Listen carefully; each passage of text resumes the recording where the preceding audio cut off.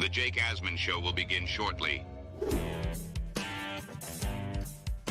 Thanks to all these great Patreon members who help support the show. Get your super chats ready. Jake will be here in just a moment. If you love the New York Jets, this is the place to be.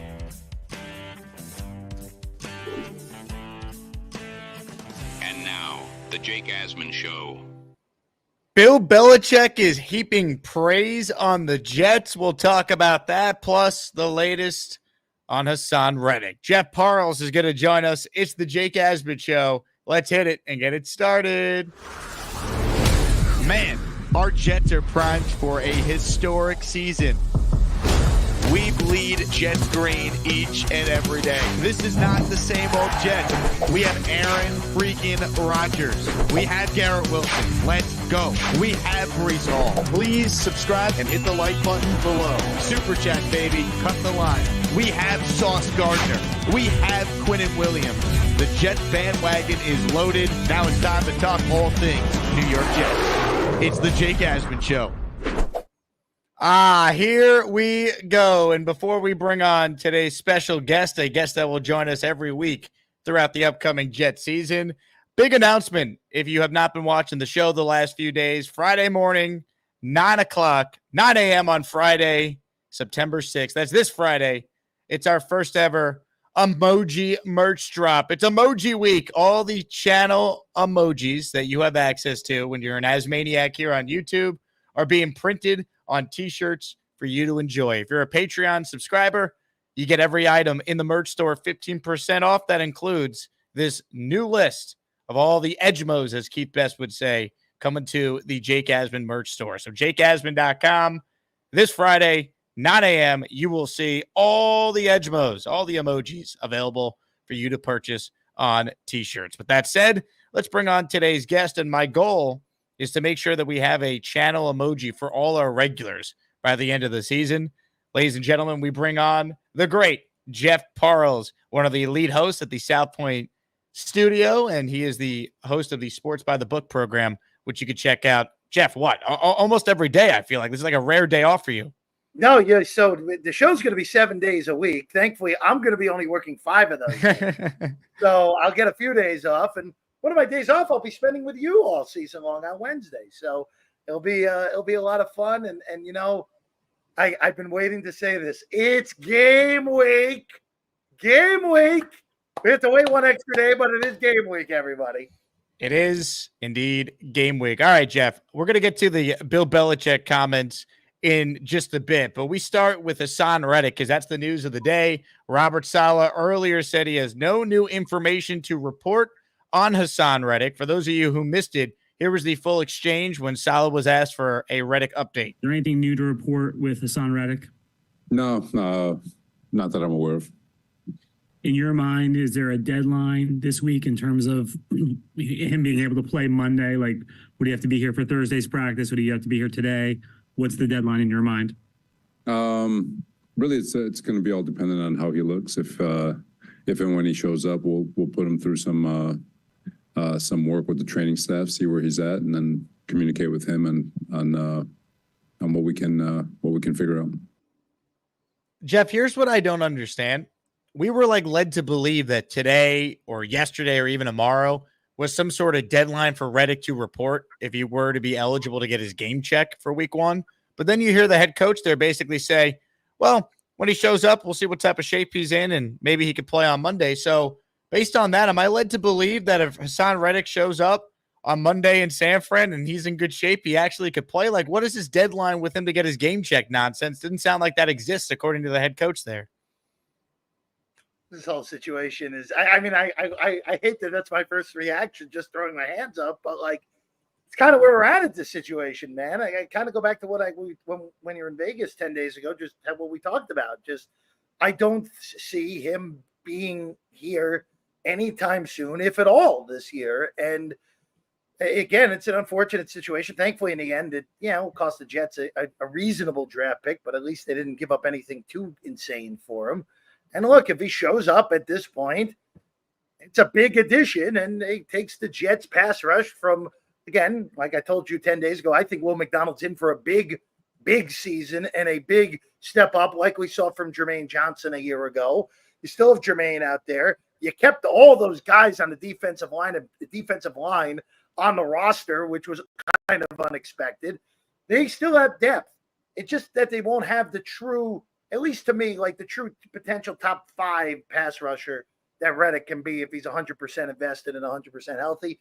But you can still get around that. I mean, just look at the really good Jet teams with Rex. They didn't have a true elite pass rusher. They just had a really damn good defense all the way around.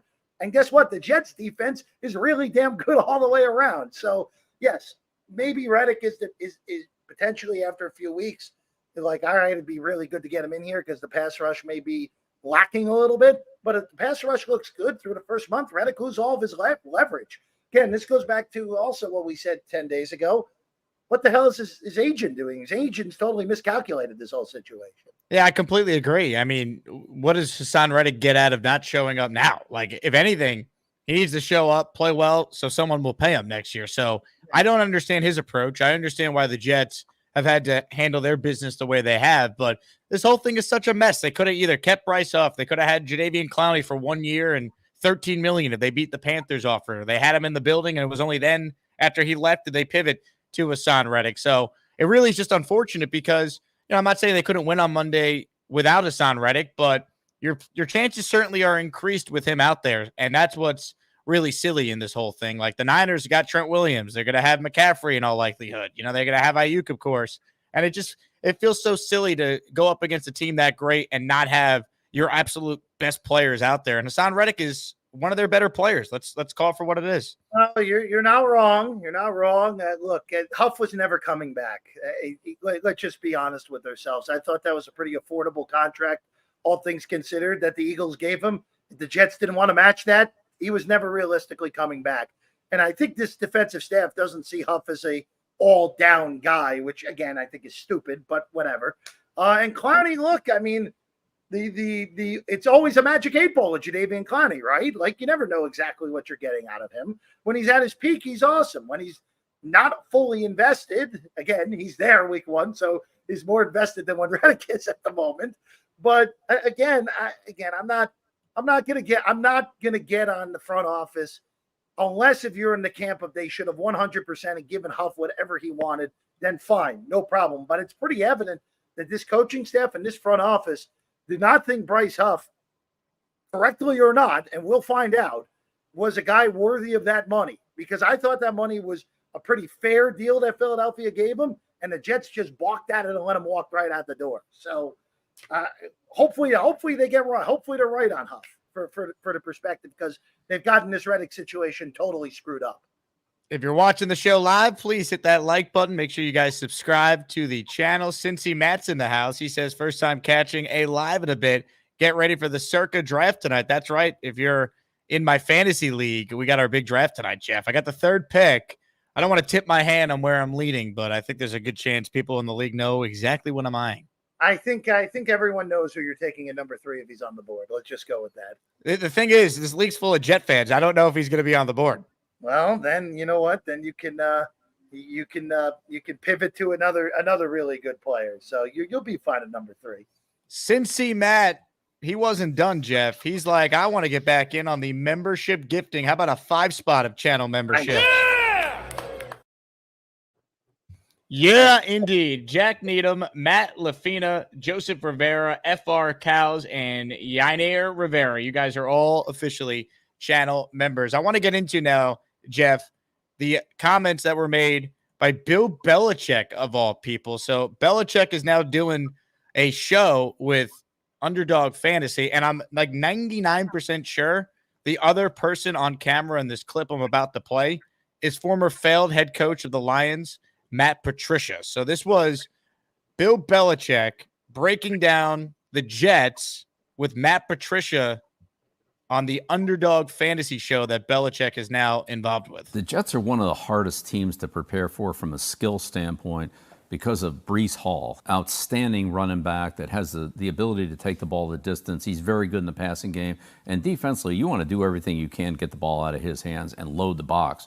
Problem is If you load the box, you're singled out there on Wilson, and that's a tall order right there to deal with him in one-on-one coverage. And then his run after the catch is exceptional. You leave that box too light, and Hall, with his speed and athleticism, he's gone. That thing's going to turn into an explosive play. So yeah. I think, like you mentioned, those pieces, it could be a major problem trying to defend this offense. Yeah, and Aaron knows how to use them, and Aaron will know, where the defense is heavy and where they're light and be able to work the ball there. And they just need to solidify the consistency of the offensive line. But on paper, I think they have a good offense, and they're hard to defend with a good quarterback, a great wide receiver, and a great running back. How about that? Belichick heaping praise on the Jets and their weapons, Jeffrey. Sounds like a guy who wants to coach the Jets next year if things don't go right, Jake? We'll leave that comment for anyone else that wants to have fun with that. I mean, look, he's right. Let's just be real. He's right. I think the proof is in the pudding on Wilson and Hall at this point. When Breece Hall has been healthy, the only guy who's clearly been better than him at the running back position is Christian McCaffrey. And at wide receiver, Garrett Wilson has put up over 1,000 yards receiving with bums throwing him the ball. What is Garrett Wilson going to do with Aaron Rodgers, assuming Aaron Rodgers is upright? And hell, even if Aaron were to get hurt and misses a month, Tyrod Taylor is better than anyone the Jets had playing quarterback by a wide margin from the last 2 years. Again, maybe Mike White those few weeks when he was healthy, maybe. But even so, we've seen what has happened to Mike White. Mike White can't even freaking beat out Skylar Thompson now. So, look, Belichick's right. Like, if the Jets offense and the offensive line, the last part I think is the critical thing here. If the offensive line is as improved as you and I and everyone else thinks they are, which based off the additions and based off the health is obviously the question. If those guys stay healthy, the Jets offensive line should be a top 10 unit in the NFL. Aaron Rodgers, as I said to you 10 days ago, all the Jets need is for Aaron Rodgers to be a top 10 quarterback in the NFL. He doesn't have to be top 5. He doesn't have to be top 1. He's top 10. That is infinitely better than the garbage the Jets have had, really, other than the 3 weeks that Sam Darnold had his great spurt as a rookie. That's the last time the Jets have had competent quarterback play for more than a game in a row. So, yeah, this offense should be really good. They should be really hard to defend, and Belichick is 100% right on. Well, the big thing he said there is something that we've talked a lot about on the show, like just from the standpoint of not dealing with stacked boxes. Like, I've shown it on the show a bunch. There are so many examples where teams just had no respect for any quarterback the Jets put on the field last year. They put 8, sometimes 9 guys in the box and basically dare Zach Wilson or Tim Boyle or Trevor Siemian to beat them, and they never could. And Breece would be running into that more times than not, and that's why him still having the year he did last season is incredible.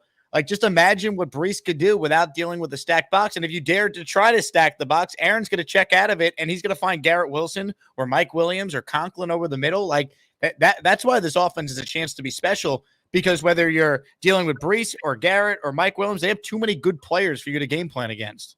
I think it's Breece is, to me, going to have the best year of any running back in the NFL.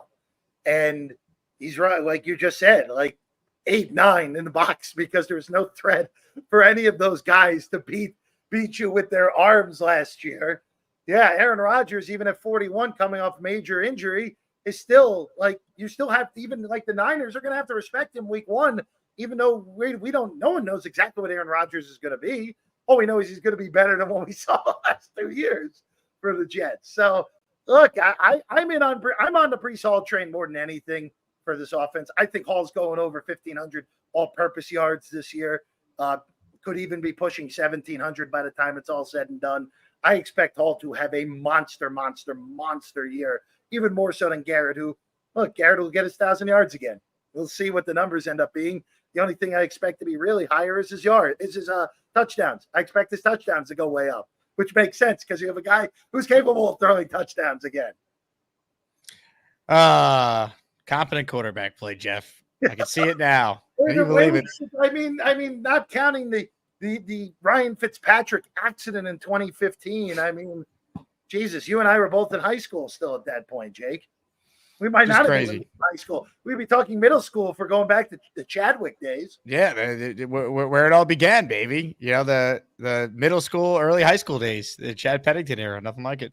If you're watching live, hit the like button. We're talking with Jeff Parles. He's going to join us every Wednesday at 4 p.m.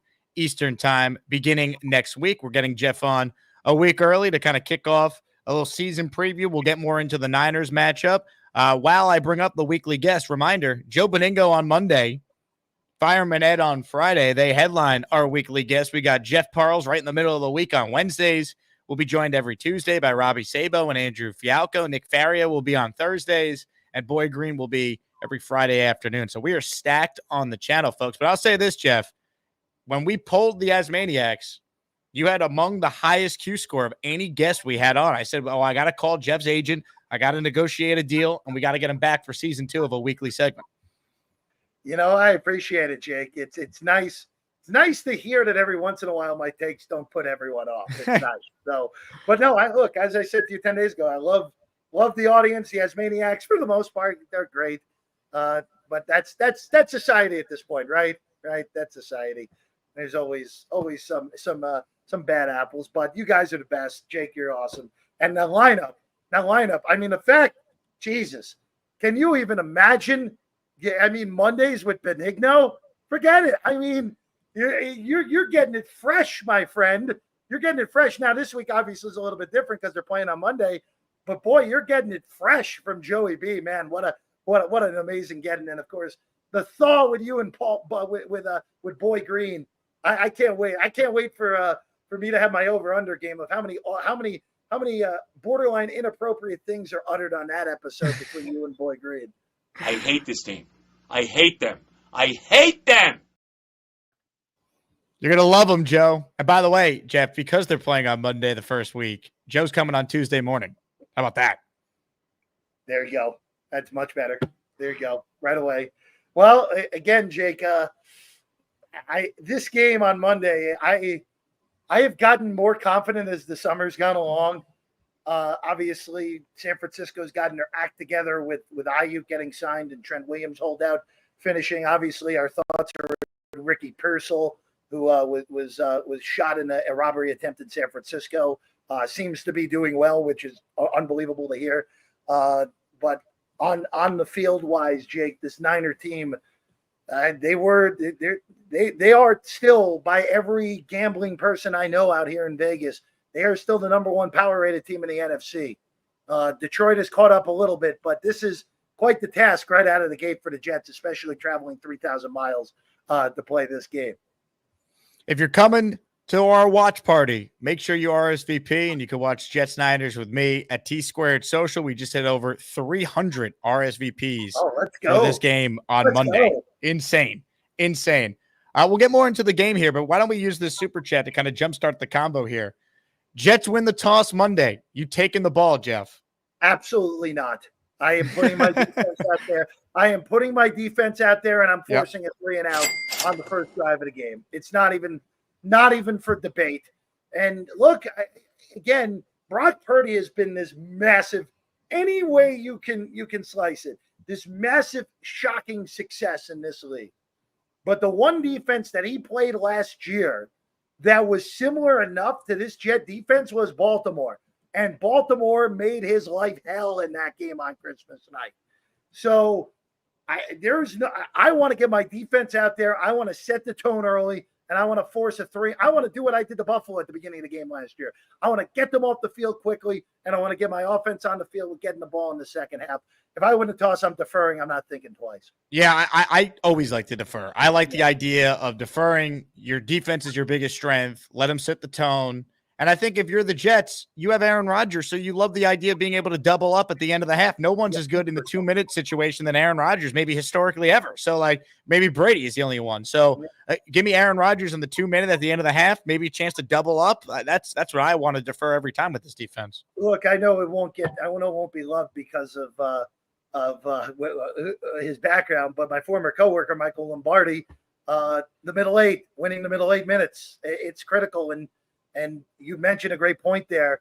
The fact that the Jets now have a quarterback that not only is capable of scoring touchdowns, and he's also capable of managing the damn clock too. There's no reliance on the sideline anymore to get it 100% right. Aaron Rodgers knows what the hell he's doing in these 2-minute drills as well. The Jets winning the middle eight in this game will go a long way to possibly pulling the upset. The Jets have been fully bent in this game too, Jake. They were down to 3.5 last week. They popped back to 4 because now Ayuk and Williams look like they're both going to play. But man, I think it's the right money on the Jets at this point. Also, too, it feels like, I know last year not included because the Niners kicked the hell out of the Steelers in week 1. Granted, different talent level for that Steelers team as opposed to this Jet team. But the Steelers haven't been their, or excuse me, the 49ers have not been their best early in the season when they're getting their shit together. Super chat from Julio. He says, Bill speaking facts, nothing more. Yeah, I mean, everything Bill said is factual. It's just funny to hear Bill Belichick, praise the Jets. It's just funny. Zalek says, I think Reddick is gambling on week 1. If we lose, he perceives himself as having way more leverage. If we win, though, ... But he's not wrong. Zalek's not wrong on that, Jake. It's clearly a bet that the Jets are going to struggle against the Niners offensive line to get pressure, and that they're going to need him. 100% a gamble that I would not be taking if I were his agent. But hey, they're already this far in. They're going to go all the way to at least next Monday, or at least next Tuesday, I should say. It feels that way, but here's why I think it's a terrible miscalculation. 1, the Jets might win the game. 2, unless there's an injury to a Quinnen Williams or Jermaine Johnson, even if they lose, Jeff, and the defense doesn't get a ton of pressure, they're going to chalk it up to it's week 1, non-conference opponent. We played the team that was in the Super Bowl last year. Yeah. Let's see how we look against the Titans and the Patriots. Like you could make a case, as great as it would be to win week 1, week 2 is more important. It's a conference opponent. And then week 3 is your home opener against a division opponent. Like you gotta look at like the big picture. If you're Haason Reddick, like the Jets could lose week 1 and then still start 4-1 before that Bills game. Yeah, look, you have no argument for me. Again, just a matter of keeping everyone calm and not freaking the hell out if they lose this week 1 game, because they're a 4-point favorite in Tennessee, sight unseen. I'm curious to see how the Titans look against the Bears on Sunday. That's kind of a game I don't really have a feel for because new head coach on the Tennessee side, rookie quarterback on the Chicago side.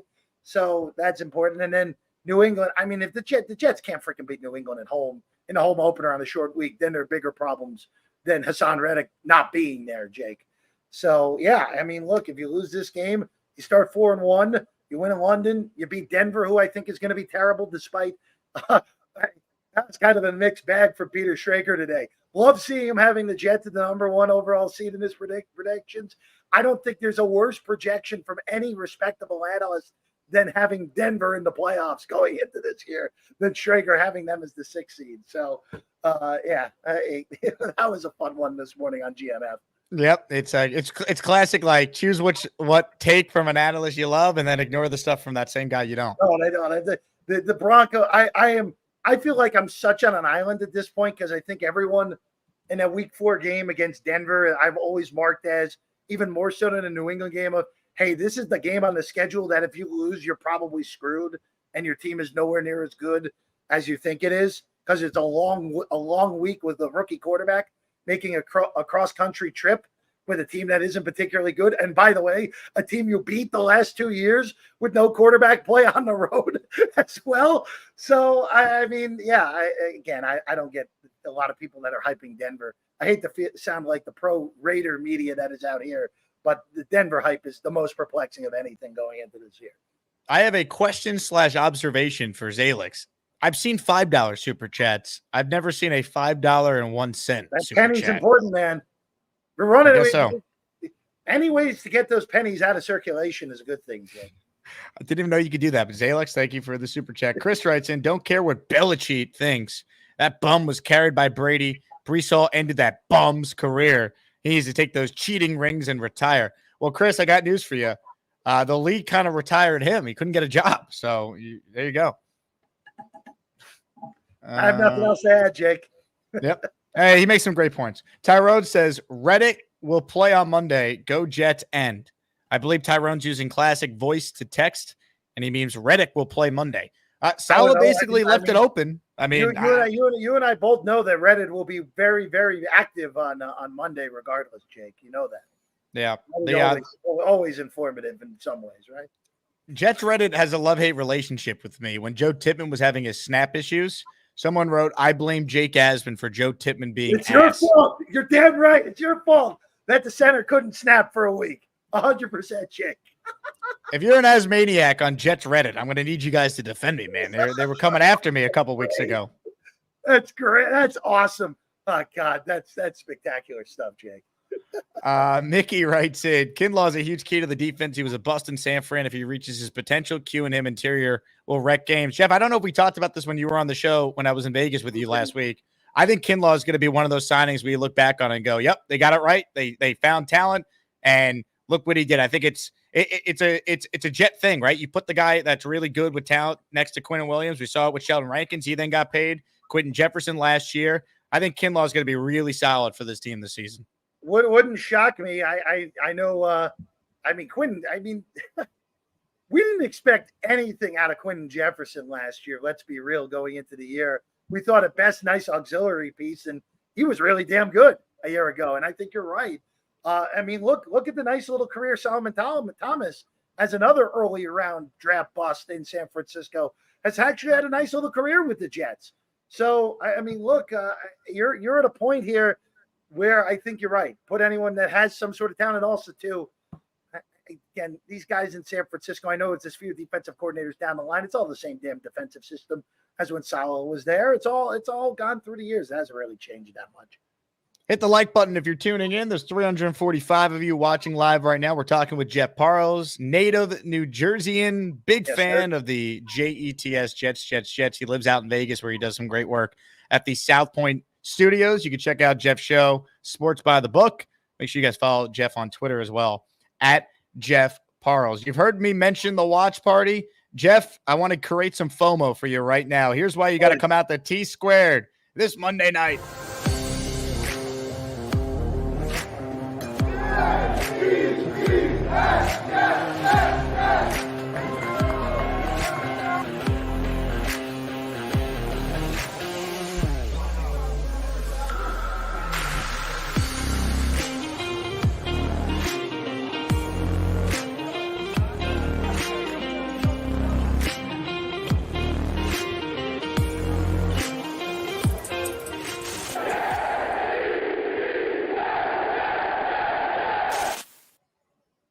I just checked the list of RSVPs. 310 of you have now RSVP'd as of 4:34 p.m. Eastern on Tuesday, September 3rd. See you all at T Squared Social in Midtown Manhattan, right next to Grand Central. You can take the train if you're coming from Jersey or Long Island or Westchester, Connecticut. We will see you there.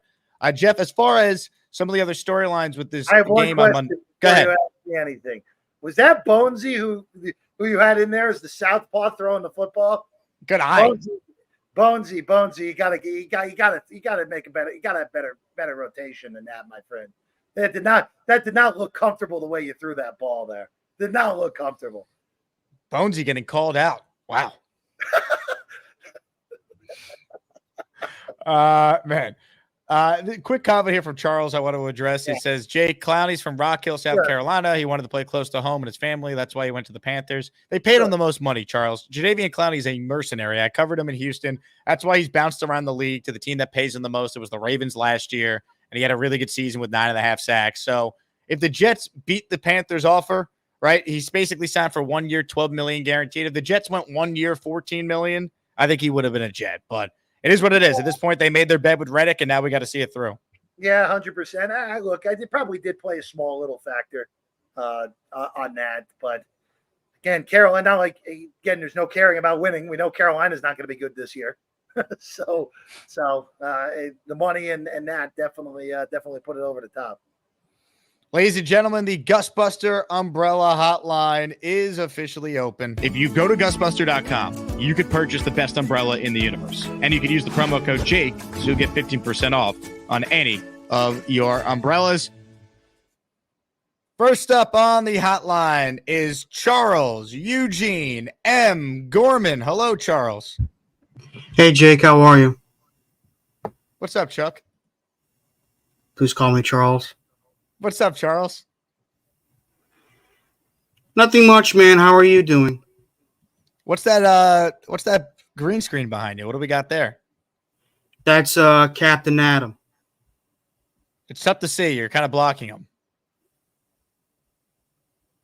Can you duck underneath the computer screen? Oh, now you're in a darkness retreat, Charles. Sorry, hold on. Yeah, I see you. Oh, there it is. There you go. All right. So, What do you got for us, Charles? You called the show. Typically, people call in with a point they'd like to make. Yes. Am I surprised that Belichick did what he did in regards to praising the Jets? Not really. But at the same time, I think he's doing it so he can get a head coaching job. So you think praising the Jets gets him a job as a head coach again? Interesting. Some degree, yes, but not completely. Oh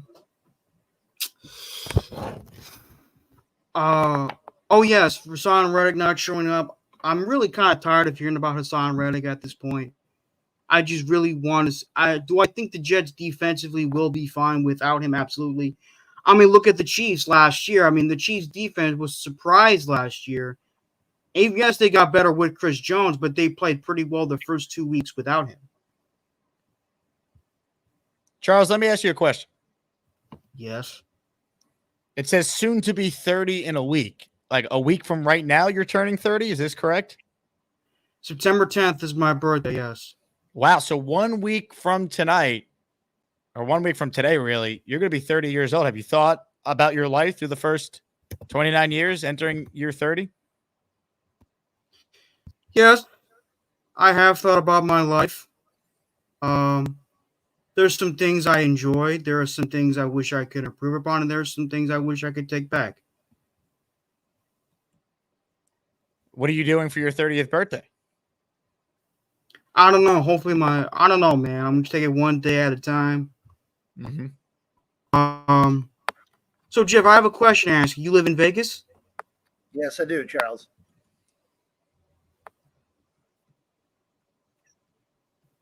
Really? How do you like it in Vegas? It's a good spot to live, my friend. It's a good spot. It's hot today though, Charles. It's a nice 105 degrees on September 3rd. I don't know how that sounds to you, but we're used to it out here. That's brutally hot, man. So 105 degrees. That's brutally hot. Anyway, so I know the 49ers are favored to win against us on Monday. I'm not surprised. They have been a more established team than us these past few years. But I think we have a better chance to compete against them than people give us credit for. All right. Well, Charles, I want to be the first to wish you a happy early 30th birthday, okay? Thank you, Jake. I appreciate that. You have a good one, buddy. Jeff, was that your first Charles Gorman call? It was. Again, we got all the good V-Man moments with me last year. So that was the first time I have had the lane train. I hope the lane train's getting ready to hop on or not. But no, look, I will say this: happy birthday to Charles, first off. And Jake, I hate to ask this question. You're not 30 yet, right? You're 2 years. I'm in my 40s now, Jeff, rooting for this football team. Okay, thanks. Thanks on that one, Jake. Wait, you brought up the late trade. I don't know if you caught the Best of the Jake Asman Show episode 7, which dropped last week, but two of your favorites now, Jeff, actually went toe-to-toe. Lane wants to know, are you in college? I graduated from college. Did you go to college with Knoble? No, I did not. I did not go to college with Knoble. Lane wrote in, can you cut him off? Lane's had enough of you. Gee, thanks, Lane. I appreciate it. Losing Lane is like when you lose Cronkite, you know?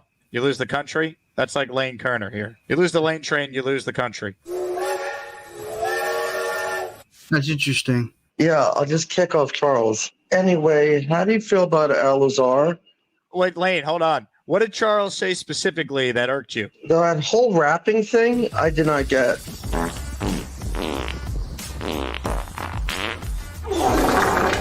Yeah, so how do you feel about Al-Azhar? I don't know when the first preseason game is. Let me get to the paper. A lot of Olympic coverage. Oh, Texas and Bears. I hope the Bears win. Bye-bye. Thank you for taking my call. Ladies and gentlemen, the Lane train. As electric as ever. Kings stay kings. I mean, Kings stay king is the Kings is definitely the way to put it.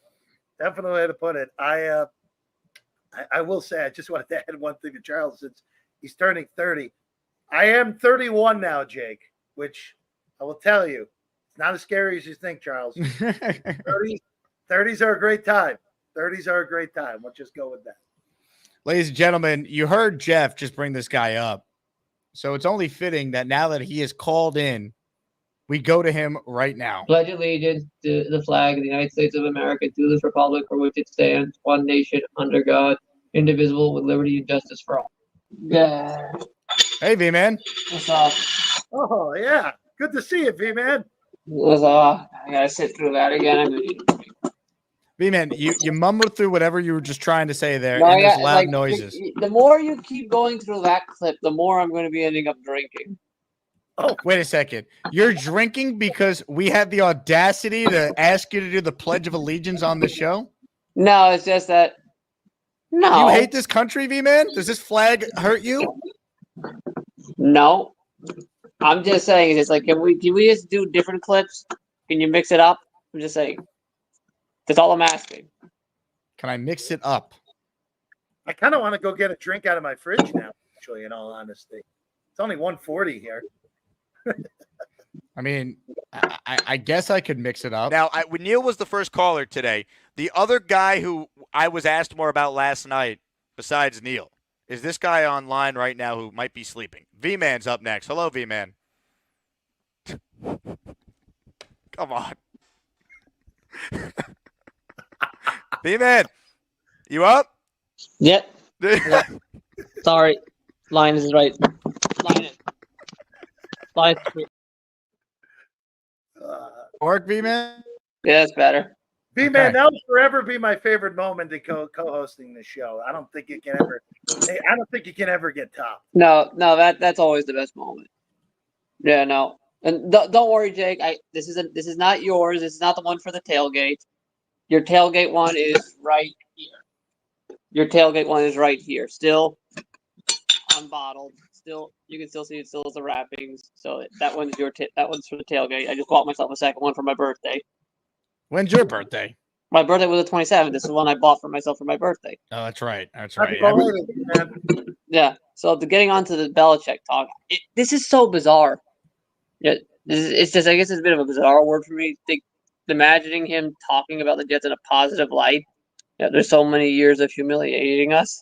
You know, strange. It's a strange concept for me, and just to fathom. But on Charles, it's Bill Belichick. He could get a job if he wanted it. He could get a job. I think he got blackballed by Crash. That's why he didn't get a job. I don't think him praising the Jets is going to get him a job, like what Charles was saying. I just think Belichick being in the media is basically to try and remind NFL owners he's still relevant, still following the game.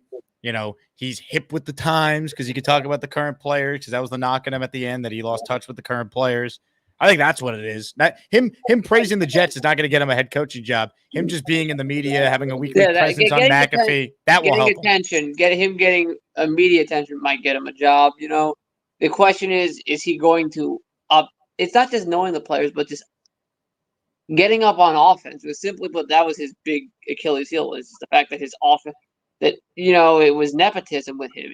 His offensive staff was always, he never brought anybody that was new-minded. You know, it was always the same old guys. People say the same old guys he's been working with since the early days, or people who were under the same old guys he was working with since the early days. That was always with his offensive staff. I mean, you look at the last few years after after Mr.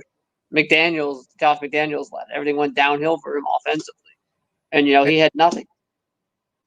Hey, V-Man, I got something I want to share with you, and I think Jeff's going to like this. So you heard the announcement how we're putting all the channel emojis on T-shirts for a merch drop on Friday? You got a sleeping V-Man T-shirt. Oh, you nailed it, baby. And here's what it's going to look like, but it's going to be slapped on a shirt. Are you ready? Oh, God. To see people walking around with my face on their chest is going to be kind of surreal. What about the one of you on the toilet in the top right on the graphic on the screen? That one, less proud of. Less proud of that one? By the way, Jay, after this is over, I'll DM you the information to sell me the money for that meal. Yeah, so V-Man was at Wendy's last week, Jeff, when he called in, and I said I'd pick up the tab. So he's going to sell me the invoice. What did you get, V-Man? Let's see. Pretzel baconator, saucy ghost pepper pretzel baconator meal, saucy ghost pepper nuggets, and spicy chicken sandwich. Jake, you're on the hook for about $40 these days now. No, don't worry. It was exact $1 under 30.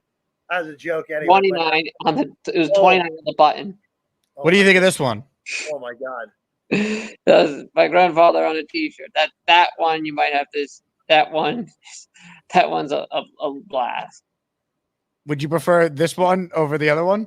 Over the toilet one, yeah. Anytime I get to see my grandfather, it's a bit of a smile. Although the other day I just found a picture of digging through my stuff around my house. I found a picture of my grandmother in old San Juan. Of course. Well, of course, she used to live there. Well, V-Man, I want to thank you for the time today, and I know Jeff's excited to be back on the show because he gets a chance to talk to you every week. It's going to be an exciting season of football, and give me a USA. USA. USA. It's going to be an exciting season of football, and I hope I get to crack this bad boy open when the Jets win the Super Bowl. Jeff, you don't know, $300. I hand bottled this myself in the distillery in Bayamon, Puerto Rico. Okay. 20 years old. Hopefully, that begins your second week of February off right, my friend. You can even see the serial number. That is awesome. That's the end of this V-Man call. Time for him to get back to pooping. It's going to be a season with V-Man, Jeff. It really is. I love that guy. He is, you know how some people are just unintentionally entertaining as hell? That's V-Man, my friend. Altoona Sandwich checks in with a super chat. The head coach, the quarterback, the running back, and the wide receiver of the NYJ will all do well this season. BB. All that was missing was Bill writing it all on a napkin, right, Altoona? Good super chat there. You called this guy out earlier, Jeff, so I feel like we got to go to him right now. Ladies and gentlemen, if you know the words to the rap, sing along. The only thing better than all them shoes is Joey D, cause he totally rules. Jake, my brother, I'm high as a kite. I love everybody. Damn, this show is crazy. All right, our friend. Paul's calling Mr. Bonesy out. Okay. Oh, hey, I wasn't alone. Someone else in the chat's kind of agreed with me, Bonesy. Now look. He's great. Just letting everybody know. Wait until week 3 when we can actually throw the ball in the parking lot. I can throw dots. I'm throwing at a screen and people's feet. Anybody want it? Jeff, you can take your 4 favorite Asmaniacs, right? I'll take me, V-Man, Bobby, Charles, and B-Mac, and we'll dust you, bro. You quarterback, I quarterback. We'll fucking dust you. All right. Oh, hey now. Jake, where is this going down? Is this going down at Crestwood Lake in Allendale, New Jersey? Can we do that? The home field advantage from back in the day? Right in the parking lot, baby. We're going right in the parking lot. We got a whole Asmaniacs roster ready. All right. Next time I'm on the East Coast, I'll reach out to Jake, tell him, hey, I'm coming from this day to this day, and we'll set it up. I'm all Hell in. yeah. I'm all in. It'll be a hell of a lot of fun to me. My wife will be so confused by it all, which will make it even funnier. Well, I performed pretty bad in that game, though. I could not figure it out. You had to throw the ball like above and to the right. And I don't know. I was not figuring it out. Bonesy, I have one question for you. How many drinks were you in? Because that could be an excuse here. And I appreciate the fact that you are not using that as an excuse. No excuses. I was only like 2 or 3 deep, but no excuses. Even if I was buzzed, if we were outside, I would have been throwing dots that, the ball comes off the hand pretty. So. See, this guy's a man of integrity, Jake. You knew that already, but Bonesy's a man of integrity. That's right. Hey, I'll always remember Jeff Parles with the bet that sent me to Vegas. So even if you talk slander on me, you're still my man. That was a trip that I'll never forget. Jay coming through, Neil coming through. That was a real good. The Jets losing obviously ruined everything, but leading up to that point, it was one of the best weekends of my life. So they've never seen other than at Bet Bash, they've never seen a crowd like that at the overhang bar again. I mean, Jake still, everyone who came out to that night, that Friday night, Fireman Ed was shook more hands than any president of the United States has ever shook. I mean, it was a hell of a night. It was a hell of a night. So true. All right, fellas. Well, I'm about to go catch a train. Bill Belichick talking positive about us, that's always a good thing because that guy never talks. So to hear him say anything is pretty impressive. So, but JETS, 6 days to go. Let's go, baby. Bonesy. I love it. Check it in. That's I will say if we do have the Asmaniac, we can't even call it the Super Bowl. Like, do we go full Flint, Michigan Mega Bowl at that point? Jake? Like, I mean, that would be amazing. We need some snow, like some even if it's not snowing, get some artificial snow out there. It'd be a lot of fun. Sco wants to be the running back on the team. Well, Sco, you got to take that up with our general manager. That's Boomtown. He put the team together, so that's up to him. All right. Keep going with your calls here. Tom Ace makes a great point. Do you think Belichick having a 26-year-old girlfriend helps him connect with younger players? Oh man, who the hell knows? Who the hell knows? The story on how he and the 26-year-old met is one of the more ridiculous stories I think I've ever heard. But that's a different time. Go look it up. It's out on the internet somewhere. More rapid fire calls. PBM is up next. What's up, Mike? Jets are winning week 1, baby. We're going to win. That's the way it's going to happen, baby. I don't care. Look at that pint glass. Look at that pint glass. Yeah. I don't care if Reddick plays or not. I was real upset about it before. Now I'm just numb to it. You know what? F him. He shows up. He shows up. We'll win with him or without him. And I hope that he watches us win the Super Bowl and he doesn't get a ring. I don't give a shit. Let's go, Jets. Mike? Thank you. That's Purple Belt Mike, Jeff. You're maybe I think your first introduction. That's the first time for Purple Belt Mike for me. So PB. Well, now should I go get some PBR too? We got the PBs going already, right, Jake? Yeah, we got to send you some Fireman Ed Lager, Jeff, out to Vegas. Oh, that sounds good to me. I'm all in on that. More of your calls right now, ladies and gentlemen. We say hello to someone who does not need any introductions. He's someone that Jeff is very fond of, and he is someone who we all love, we respect, and we sometimes fear. Hi, everybody. This is Bob from Vermont. I am Bob, of course. Hello, Bob. Hi, Jeff. How you doing? Hi, Jake. Why do what you fear me for? What do I do? I'm on it. No, you can be very testy at times, Bobby. I've seen you get very mad. You talk to Alan, but you can't talk to me. Oh, thank you. Stop that freaking noise. Stop.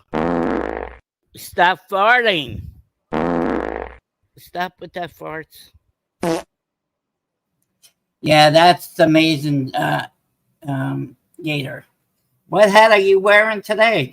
I can't read it. What's that say? Pro Football Hall of Fame hat. So you know what Bill Belichick said all that?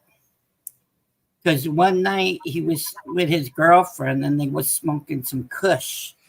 And then she said, you should talk nicely about the Jets. So that's why he went on there. That's the truth. I'm telling you. He was higher than a kite when he went on there and said that. He was on his kush. Bobby, I'm concerned that that's you right now. I don't think I've ever seen you without a hat. Oh, no, I got a haircut. I was showing you my hair. Very nice looking haircut, though, Bobby. Yes. I got a lot of gray hair, you see. But my girl, Desiree does my haircut. Well, I wish she was my girl. She's my Whoa! Calm your freaky down. Oh my God, I can't stand him when he plays that dumb thing. So I want the Jets are gonna destroy the 49ers. I don't care if they have Ayuk on that team, because when the linemen get to Purdy, he's gonna die. He's gonna die. and he's going to get sacked like 6 times, 3 interceptions, and then Aaron Rodgers will throw 5 touchdowns, and 2 running backs each are going to score a touchdown. And Is that it? Yeah, Purdy's right. going to die. That's it. You didn't see that one yet, I don't think. I think I've seen that one. What? You know what? Cole, like Chuck Charles. Remember when you're talking to him, then you have V-Man, and his grandfather yelling and talking to him in his ear. That was a funny one. I die laughing with that one. Mm-hmm. All right, so Jeff, you're awesome. We get to see you every week. I'm so happy, and we'll talk about the Jets win all the time. I say 12-5, so we're gonna have 5 weeks. We won't be too happy, but you can win them all. Bobby, all of us would sign up for 12-5 right now. I can tell you. Me and Jake, we go 12-5. Yeah, we're doing it. Jets, Jets. One more time, Bobby. Let's go. Fire us up. Jets, Jets. Yeah. Let's go, Bobby. Well, you know, I need to walk more to survive unless Jake is going live. Gotta elevate my leg on Bobby. Tremendous. Absolutely By the way, tremendous. Bobby is stealing my notes. That's the official record prediction for myself as well, that the Jets go 12-5. So That's me. 12-5. There you go, Jake. Ladies and gentlemen, this guy is predicting 17-0. We say hello to Neil, who's up next. Hello, Neil. Oh, Jeff, what's happening, Jeffrey? Great to see you. There he is. Always, Neil. Back on the schedule. Let's run it out one more time. It's been 59 times for me with no success, but this one's going to be different. This one will be different, Jeff. Is Brock Purdy gonna run for his life on the opener? Fuck yeah! He's gonna die. Let's go.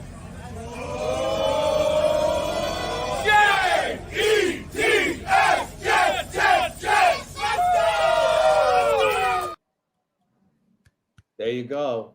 That's going to be about 20 of those Monday night. 20. 20 of those in the first half, knowing you. Now, I want a special spot on the stage when it's a 4th down play and San Francisco goes for it. When I watch at home on my TV, you know, I have a big theater TV. I line up like I'm another defensive lineman, and then we get the stop and everybody goes wild. I'm telling you, I have a lot of disappointed people. I'm going to go to the T-Square thing because I usually have a nice crew, but. I have to be with everybody. This Monday night thing is going to be absolutely insane. You should be here, Jeff. You know, I got to tell you, Bonesy comes on. I want to thank Jeff for that great bet. I'm going to thank Jake. Hello, who's the one that put the money up? Hello, who forgot about me? No, he did say thank you. I have to say, Bonesy. I think he's a little bitter when I smacked his ass at that shoe sale. The sell-off. I don't think he likes me anymore because I gave him a little lesson in salesmanship. Did you hear about that, Jeff? Did you see that? I sure did, Neil.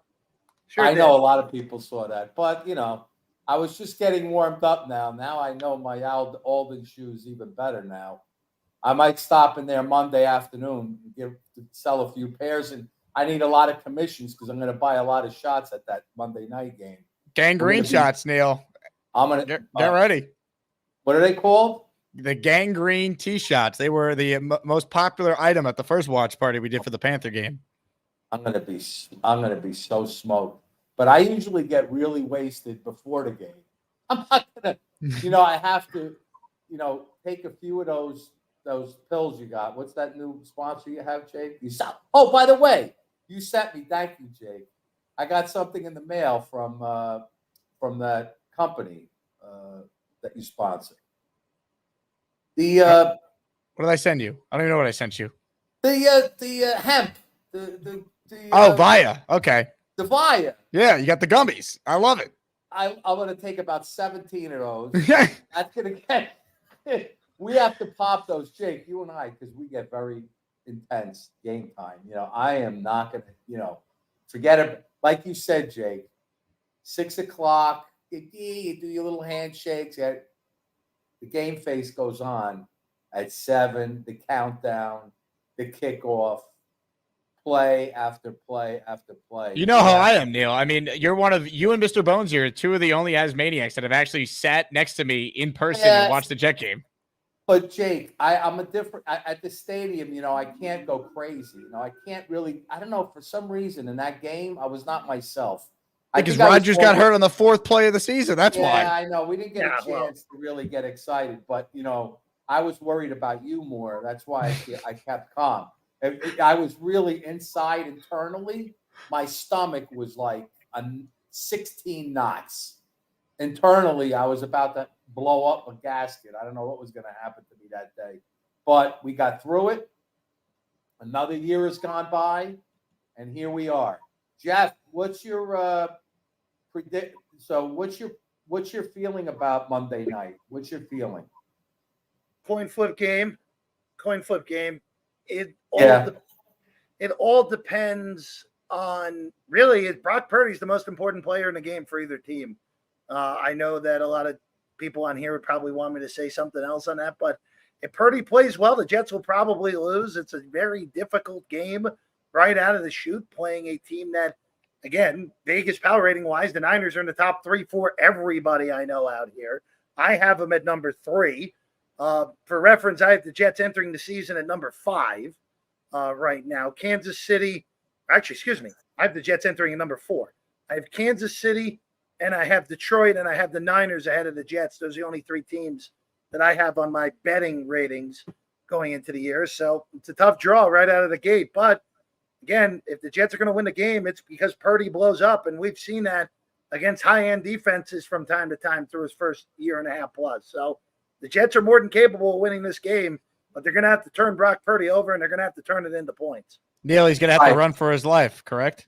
Well, I think that we need to jump on him early. I mean, Jeff, if we get the lead, whoever gets the lead in this game is going to, the first score is going to be very, very important. If anyone gets up 2 scores in this game, I don't think there's a comeback in this game. I really don't. I think that's the other way.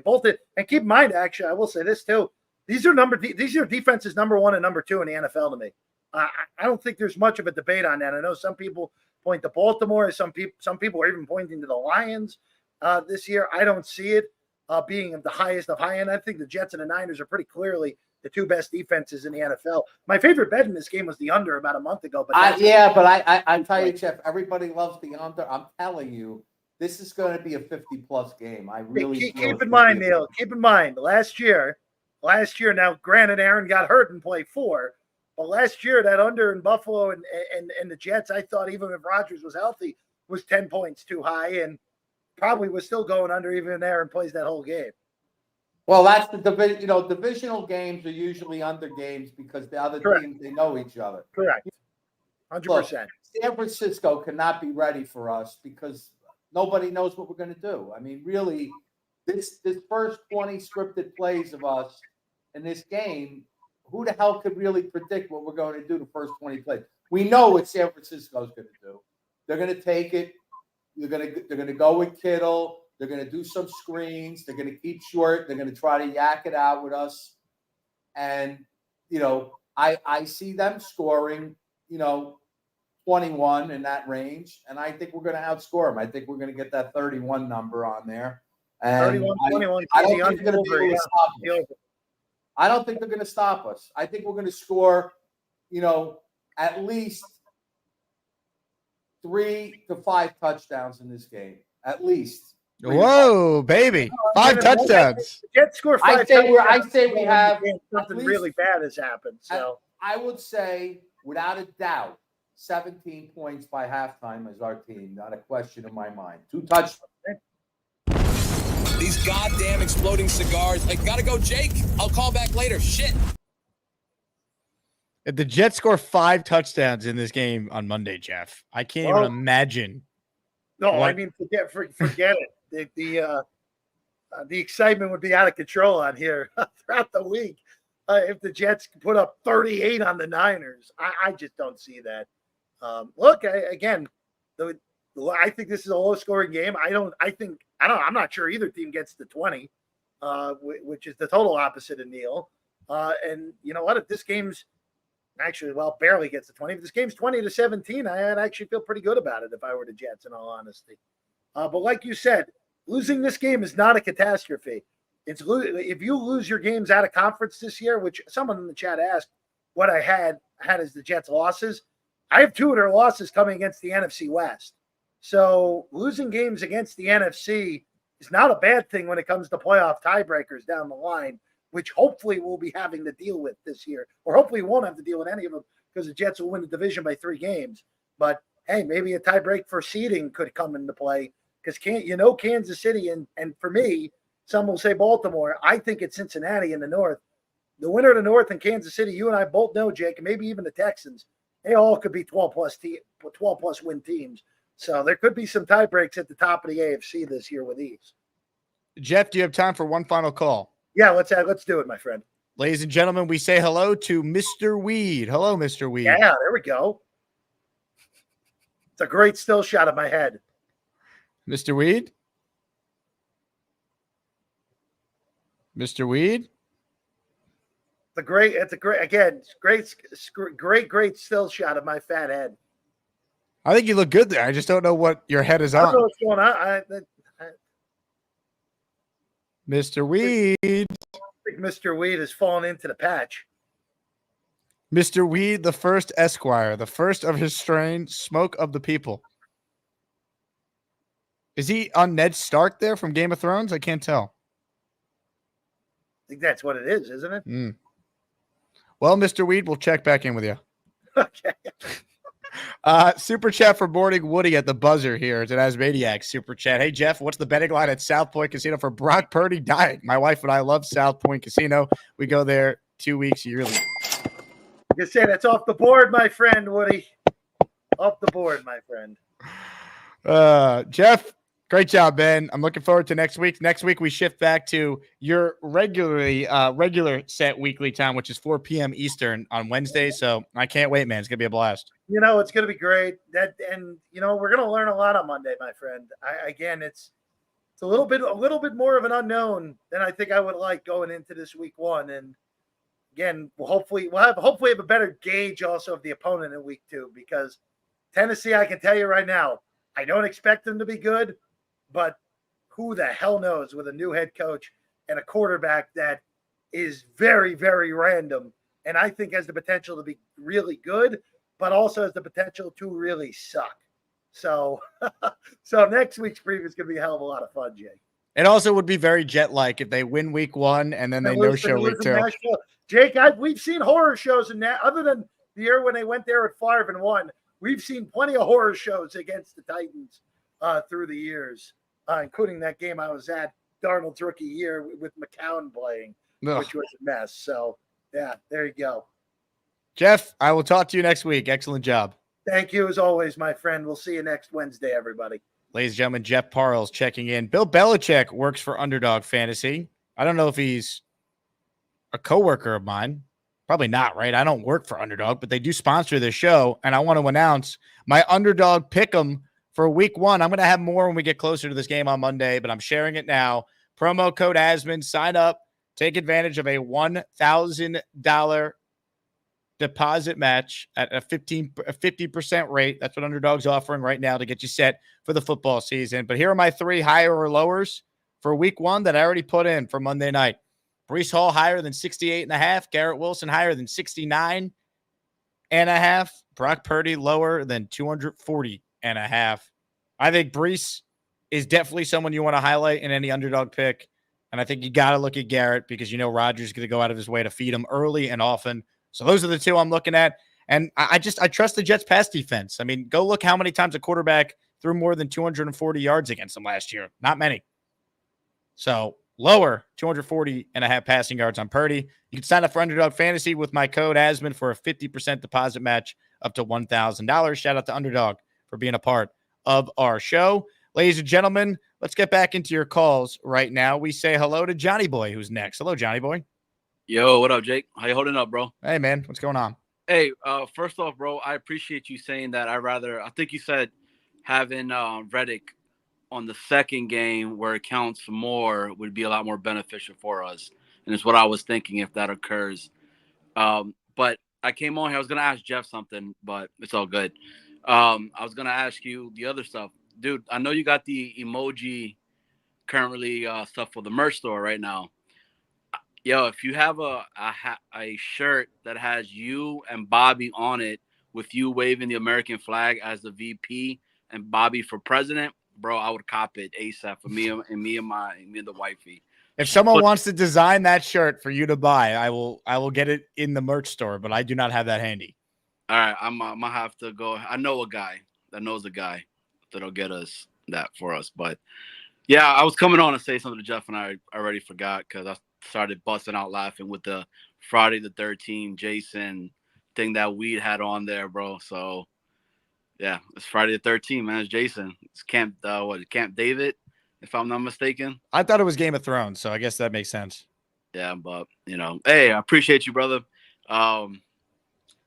Yeah, I don't know. Johnny, thank you. What a call. That's like 50% of a Johnny call right there. He calls in, and then sometimes he has a point, and sometimes he starts talking, and he's trying to figure out what his point is as he's workshopping it live on the air. Speaking of workshopping it live, it appears like we got some Charles Gorman, Carly Fleischer small talk happening in the chat. What am I reading here? Here's a little sample.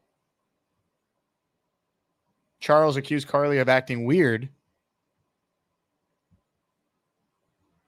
And then, if I'm following here,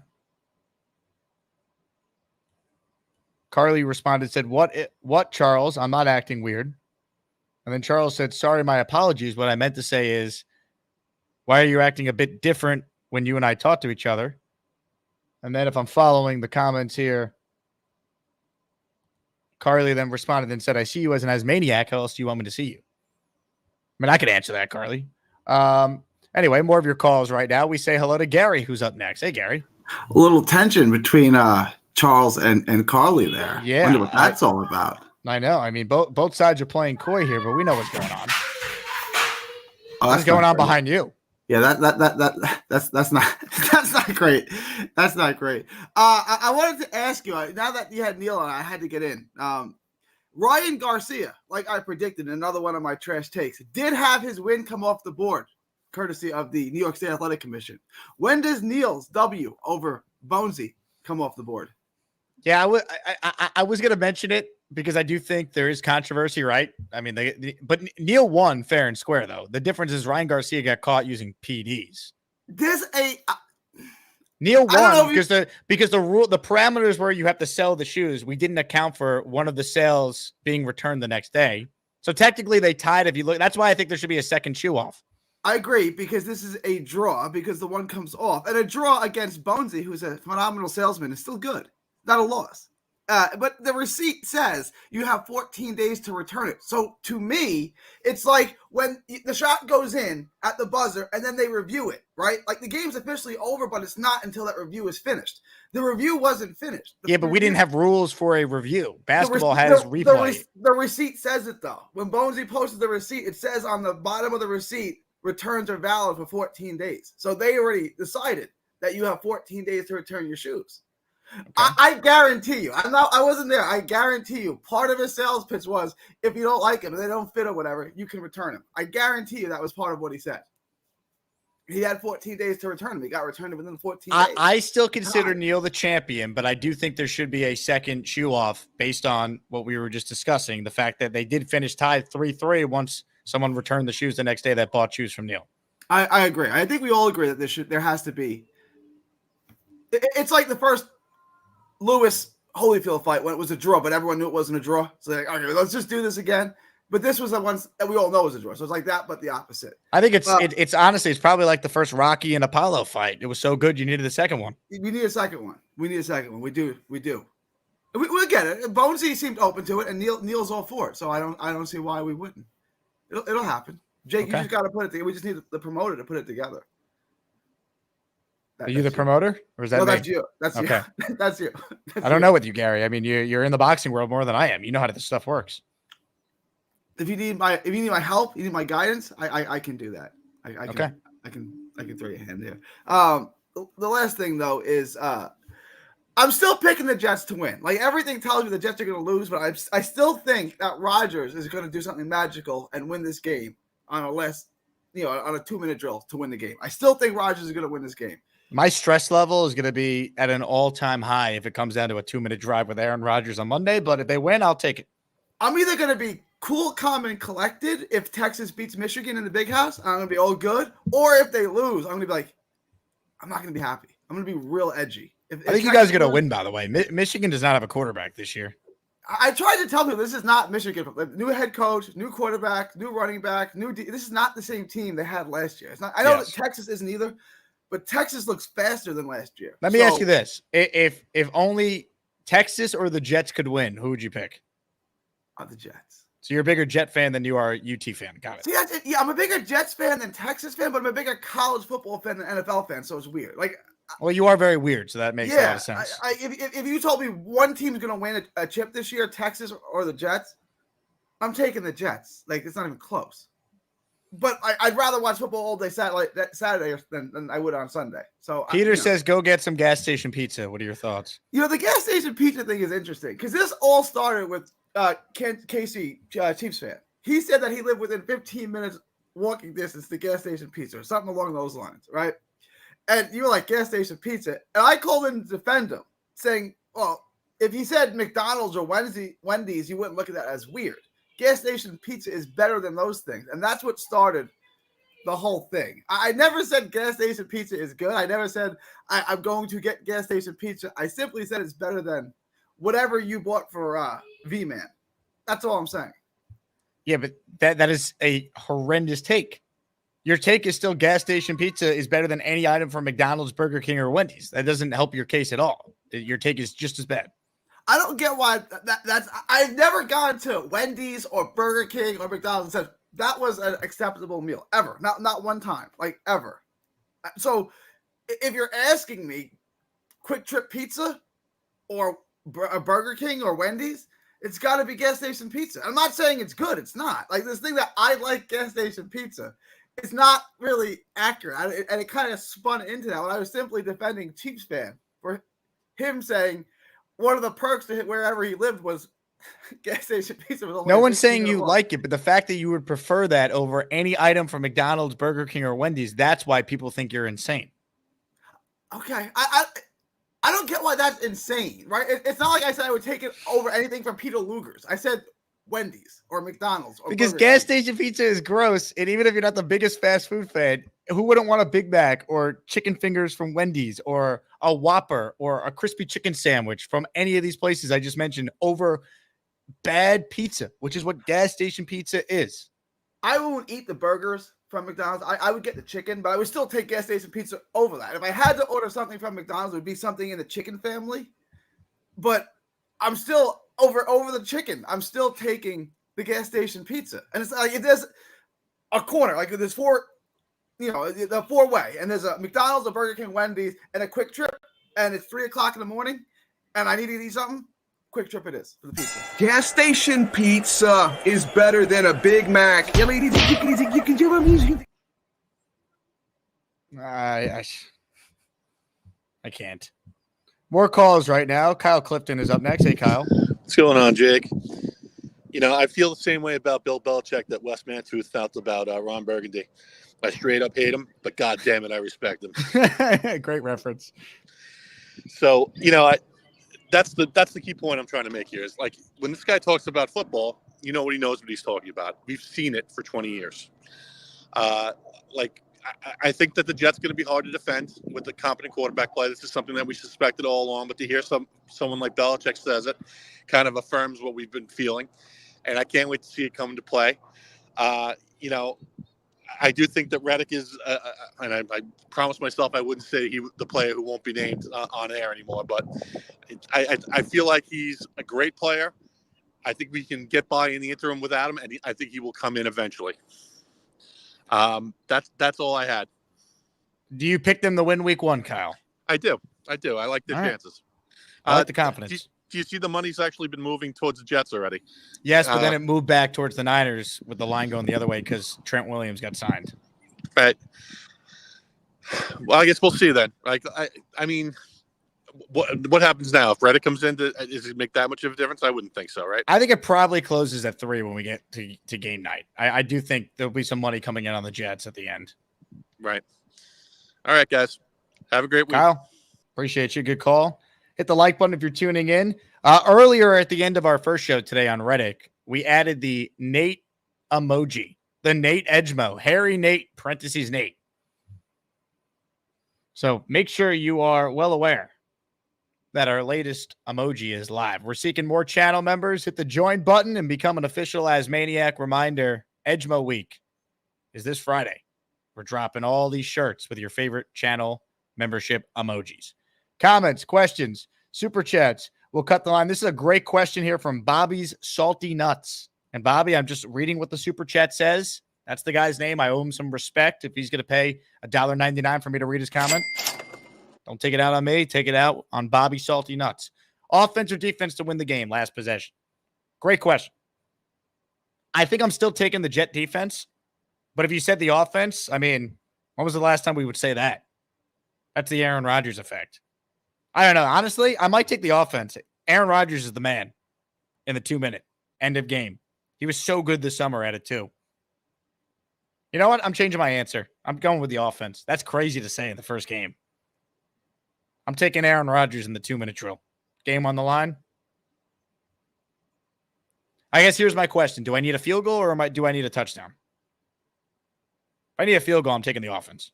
If I need a touchdown, I trust the Jet defense to not let Brock Purdy go down the field and score a touchdown. Good question, though. I wonder what the fan base would say here. It's the first time there's a legit debate with that question since when?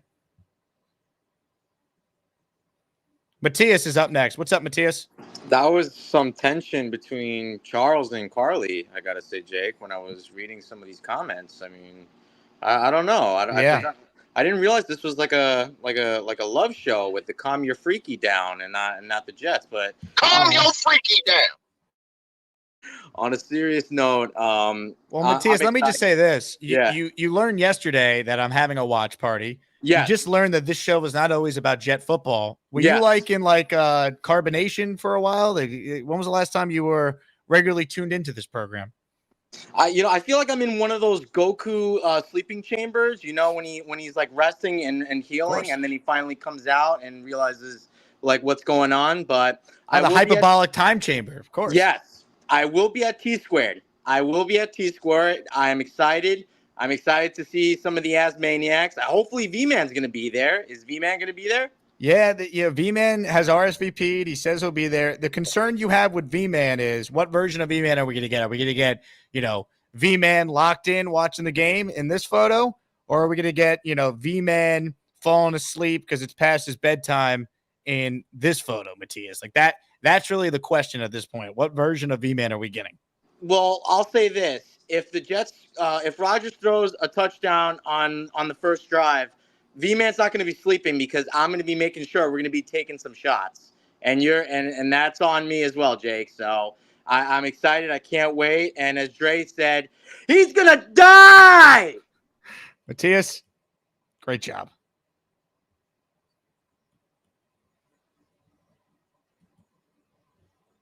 Man, what a show. Julian, he checks in. He's an Asmaniac for 3 months, and he says celebrating 3 months as a channel member. 6 days till the biggest season of my life. Need to see a Super Bowl with my dad at least once. JETS, Jets. Julian, I love it, man. We're all rooting for it. Hopefully this could finally be the year. Ladies and gentlemen, Charles Gorman has called in, and he privately messaged me, put me on, and let me explain myself. So we always love to give people an opportunity to explain themselves on this show. We're a free country. We're a free channel. Ladies and gentlemen, Charles Gorman. First off, the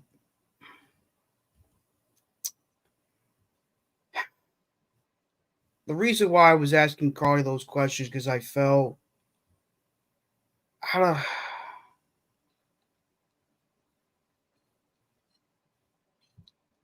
I mean, the last time I won a while ago, I was on your show. She called me baby, and I wasn't hurt or anything, but it kind of felt surprising to me. Calm your freaky down. Yeah. Oh, great.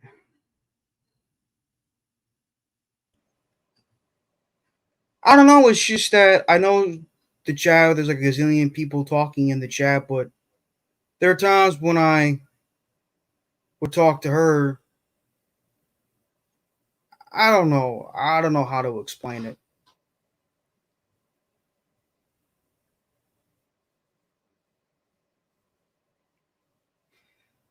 You have any further thoughts, Charles? I mean, the floor is yours.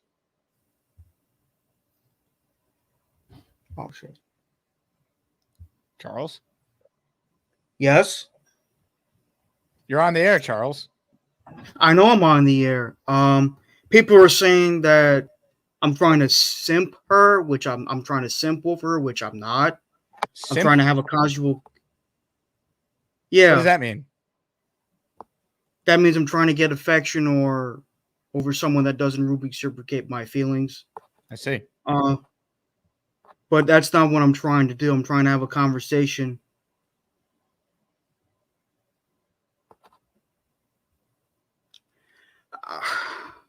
Well, the reason why I said you've been weird, not like weird, but like different with me. And I'm not talking about from a romantic's point of view. I'm talking about like, how can I explain this? Like different. I know she sees me as an asmaniac, which is That's how I fine. see you too, Charles. But a lot of times, I don't know. It's like people keep saying, "Call me old freaky down." There's nothing freaky going on. Calm your freaky down. There's nothing freaky going on. I mean,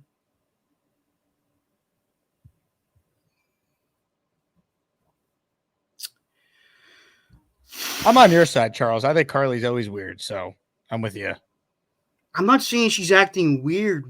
It's just that she acts a little different with me. Like, yeah, me too.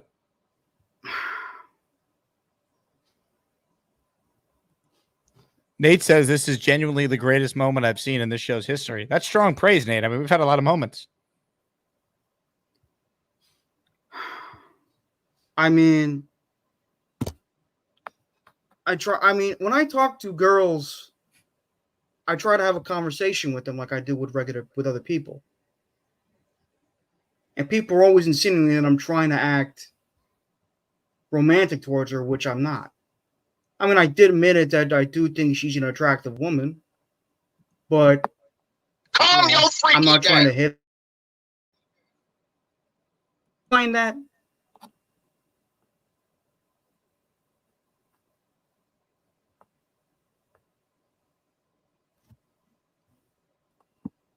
I'm not trying to be freaky. I'm not trying to be seductive. I'm not trying to be romantic. I just want to have a conversation with her.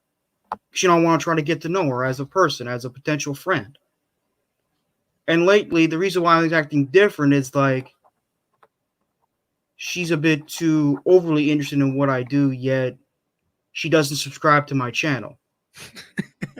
Wait a second. But guys, what the hell does Batman being overrated have to do with anything? If you haven't heard, I did a video. I'm thinking that Batman.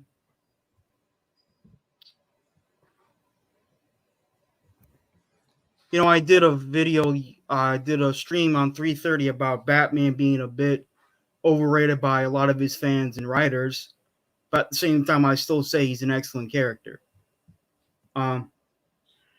Look. Anyway, I just want to clear that up. I think you cleared it up.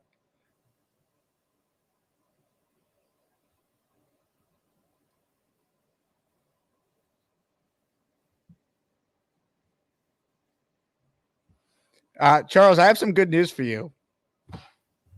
I think Carly's going to subscribe to your channel.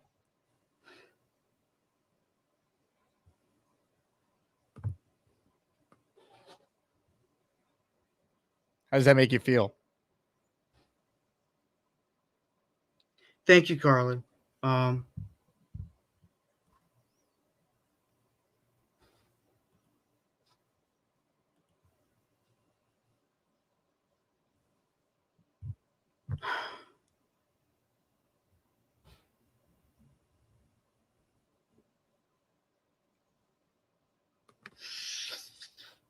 Sorry. Thank you, Carly. Besides, I definitely do need a female fan base. Carly, my YouTube name is Charles Gorman. Not Charles Gorman IV or Charles Anthony Gorman? Just Charles Gorman. Or Charles Eugene Gorman? Just Charles Gorman, Jake.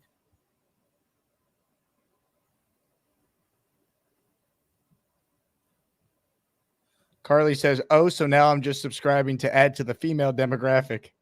No, that's not what I'm saying. God.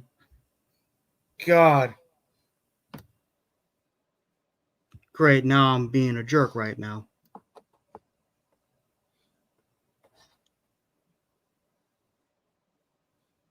You're not just subscribing, I mean, just to add to the female demographic, I mean, I want to... Great, now I put myself in this fucking situation. Whoa, language, Charles. Family show. On behalf of the Jake Asman Show, we apologize for the foul language.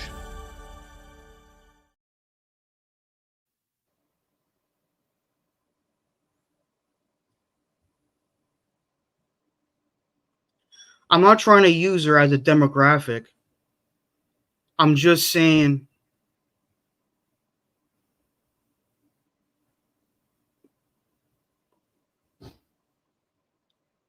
I'm trying... I mean, I do look at my audience, the type of population of my audience, and I want to appease to everyone, not just the males, not just the females, but everybody. I'm not just trying to... I want Carly to subscribe, not just to add to the female demographic, but to the overall demographic of my channel, not just the female demographic, if that makes sense. Makes total sense. You know,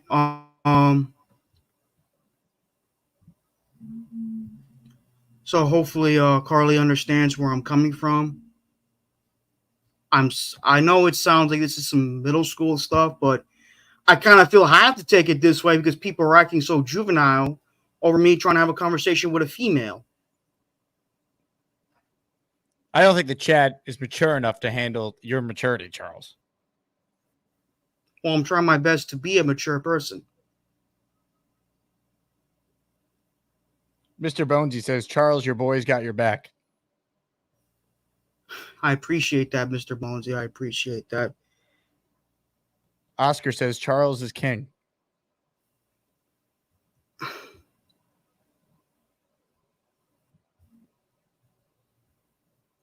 But as I said, I want... People are saying I'm being liberal. I'm not being liberal. I want my audiences to be legitimately... Hey, Charles, I got some great news. Carly says she's my 127 subscriber. Yeah.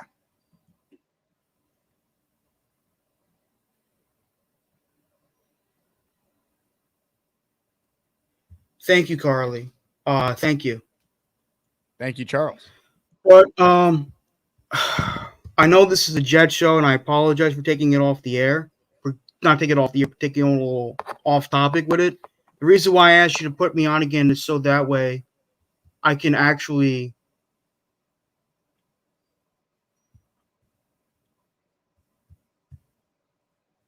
When are you having Carly on your show as a guest?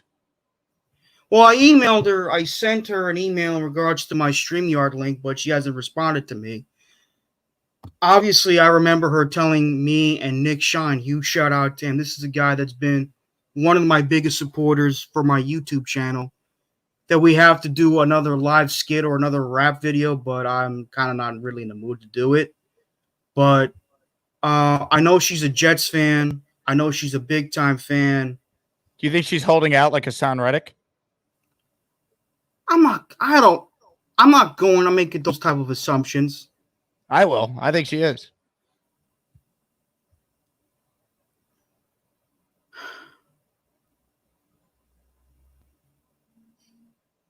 I mean, I did a collaboration with Aurora, and I plan on doing more with her.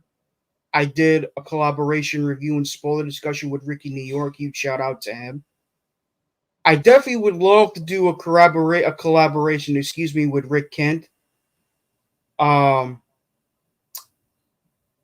Considering the fact that the Christopher Reeve Superman documentary is coming on late September. Him and I are big fans of the late and great Christopher Reeve, especially his portrayal of Superman. But, I want to do collaboration with a lot of YouTubers, I know you're bigger than me, Jake. I know you're very much bigger than me. I'm only a couple inches taller than you. I'm talking about in terms of YouTube fame and recognition. I don't know about that one. Jake, I have 127 subscribers. You have how many? I don't know. I can't count. Okay. All I know is when you walked in the New Jersey meetup location at Don Jose Mexican Restaurant, you got quite the ovation. I didn't get an ovation.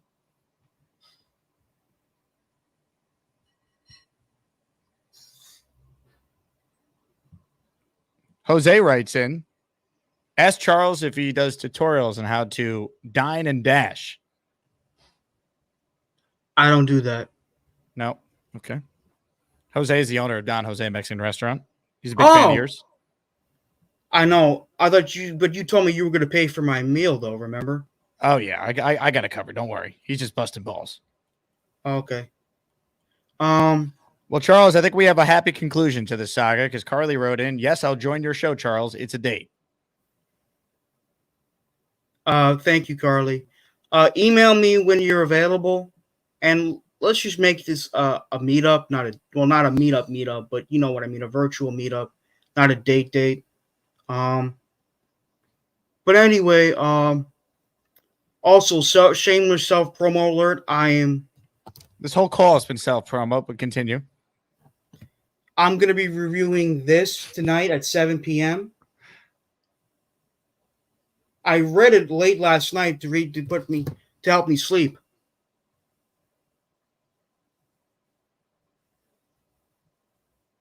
I see. And yeah, I've actually been wanting to read this for a very long time, and I finally took the chance to read it last night. Why are you laughing, Jake?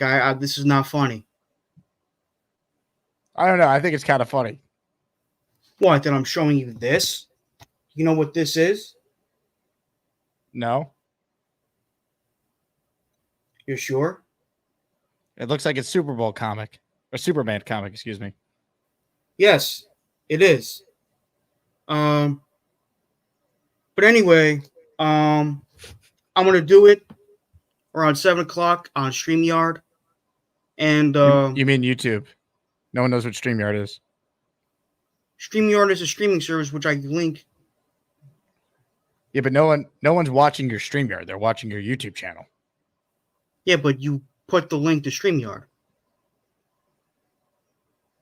That's for people to call in, yes. Anyway, that's all I'm going to say. Have a good day, Jake, and I'll see you another time. Charles, thank you, man. Great call. Covered a lot of ground. Incredible. Ladies and gentlemen, we say hello to the big fella now. Hello, big fella. Wow. All I can say is wow. Charles, man, you look really distraught. You have to realize the chat busts your balls, okay, because they like you. We love you, man. We bust your balls because we love you. Okay? Don't take everything to heart. You have a big heart. Don't let it bother you, okay? Everybody gets their balls busted in this place, man. So just take it as it is. Right? I think it's well said, big fella. Thanks, man. Now, getting to Bill Belichick. I saw he endorsed the Jets, as the title says. Well, he could take his endorsement and shove it up his ass, bro. After all those years of torment of us, he's going to say, we're good now? Fuck him. I don't care. All right? Bill Belichick, we sent you into retirement. We don't need to hear from you again. Out of sight, out of mind. Get the fuck out of here, brother. It's over. Big fella, thank you for the time. On behalf of the Jake Asman Show, we apologize for the foul language. What a show it's been, folks. Mr. Weed is on the line now. Hello, Mr. Weed. What's up, Jake? How you doing? Hey, Weed. How's it going, man? We have. What'd you think of that Charles call? Yeah, it was magical, Jake. I loved every minute of it. I wish we could do that call twice a week. Hold on. You know what? I think him and Carly really have some chemistry. Carly's playing hard to get. He doesn't realize it. Jake, we have now 6 days, 2 hours, 31 minutes, and 27 seconds until opening kickoff. And I could not be more excited. In fact, the only way I could be more excited is if I'm reading this book that I've been wanting to read. So let me just read the book here. It's not a Superman comic book, but we can't see the book, Weed. Your background is a long time. It's Hold right on. here. I'm zooming in. I know Charles always getting in the way of promotions. I just want to read this book. I already read it 3 times, but I just want to read it. Everybody join my YouTube channel. I'm going to be doing a show about it tonight at about 7:00 on StreamYard. I love Charles, Jake. I love him to death. I hope he calls in every day, and I can't wait to meet him. Hopefully at T-Squared. Well, Weed, I'm excited to see you again. It's been a long time. Last time I saw Weed, Aaron Rodgers had never played a game for the Jets yet. It was the home opener last year. What a show. Hit the like button if you're just tuning in. Can we get some channel memberships? We've only gotten 5 this show. Let's spread the love, Asmaniacs. Let more people use some of these Edgemos that are coming to T-shirts this Friday. Let's continue with the calls. We say hello to Keith Best. Keith, what's going on? Oh, my God. Listening to Charles just now reminded me when I was a young Jewish boy. Can you get him back up there? I want to tell him something. Or if he's listening, listen. You need to step back and take a breath. And maybe you need to go out and have lunch with Carly. And you're going to say, oh, my parents want me home at a certain time, or I can't do that. It's not like you're doing that for personal reasons. You're doing that for the business reason. She runs Jake's merch store, and just say, this is who I'm growing up to be. I don't know. Jake, I want to commend you on I don't know. I can't do that. The note that you put out with me in a 4 paragraphs this morning for the GoFundMe. Today is the last day for people to contribute to Keith's GoFundMe. So if you want to support Keith, please do so. We've raised $2,400, Keith. Pretty more than amazing. that. But I have 3,800 people on my contacts list, and I sent that letter and the link that you had posted this morning to every one of them. All right, I'll leave it open a couple extra days then, because to give people some time to check it out. Yeah, I know. But, I don't want to use the name, but a very wealthy person in Palm Beach, called me about it and says, is this you? I said, yeah, it's me. And he's like, I had no idea, But going back, I'm going to stick to my number of this game's Monday night. I've heard all the rhetoric over the last hour or two.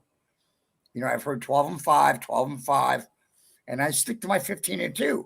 And maybe I'm wrong, but what I see is that as long as we can maintain I've been watching the San Francisco news channels from my stick on my. I have VPN, so I can change my city wherever I'm at just by going 1, 2, 3. So if I check into San Francisco, they're already beating us up. We have to get to Purdy. If we can get to Purdy, and like in that little ad that you got where everybody's out saying crush him, then we have a greater chance. If Frederick doesn't come in right now, I don't care. Solid knows is that he's got what he's got. This is what we're going to build on, and we're going to make it happen. And if you all have faith in that, and you can build on the character of the communication that you have with the guy standing next to you. I've seen that work a lot of times. And you watch it in the practices, the faith, the prayer, all that stuff, the camaraderie of A to B. Brees Hall, I don't think that you have to worry about that Brees is not going to show up. I don't think that you have to worry about that Wilson's going to run, or Williams, the wrong, left or right. I find that the way you've watched Rodgers the last couple of weeks, he's on fire. And maybe I'm wrong. And the fire department is going by Jake's place in Hell's Kitchen.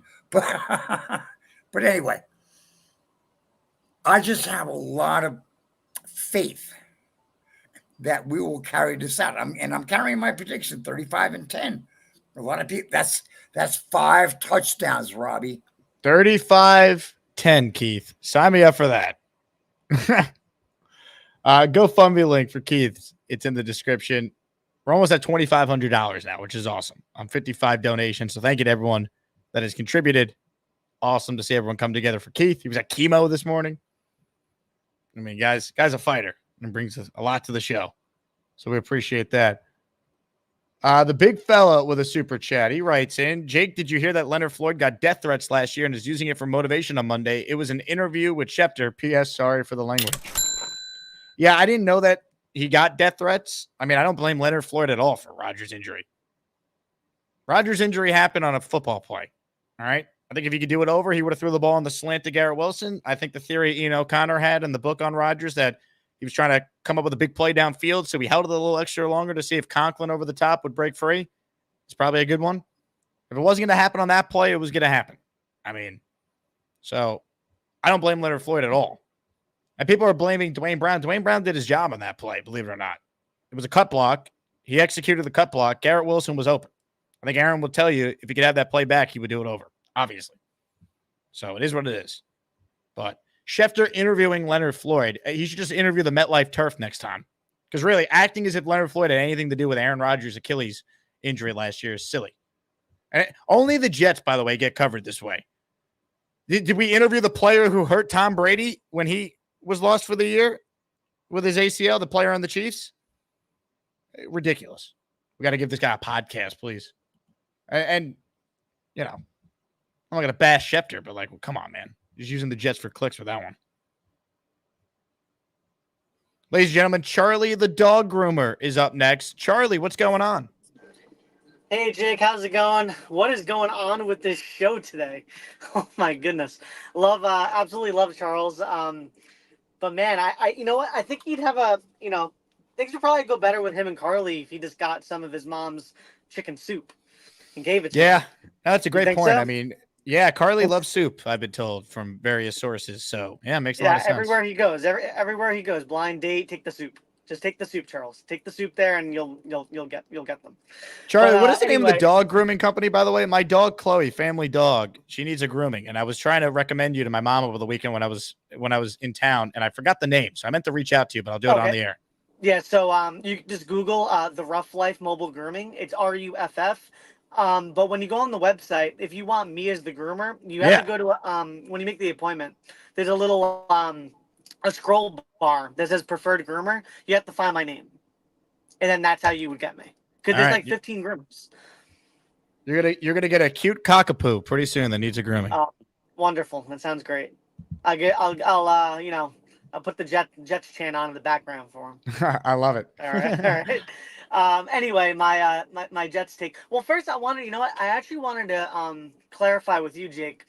You mentioned that you don't think the Jets can win the Super Bowl without Haason Reddick. I mean, I don't really know about that because, like, for me, and maybe you were just because it was more raw because it was earlier this morning. But the Bengals, I wouldn't say that the Bengals had a better defense than the Jets. Even with the Jets without Haason Reddick, they went to the Super Bowl. They beat Mahomes. They beat the Chiefs. The Ravens, they beat the 49ers last year. I wouldn't say the Ravens defense is better than the Jets even without Haason Reddick. So I think the Jets secondary can hold things down. But at the same token, I don't like this idea that we didn't have Haason Reddick last year. Therefore, he's like Robert Saleh said today in his press conference, like he's just like finding some quarters in the couch, like loose change.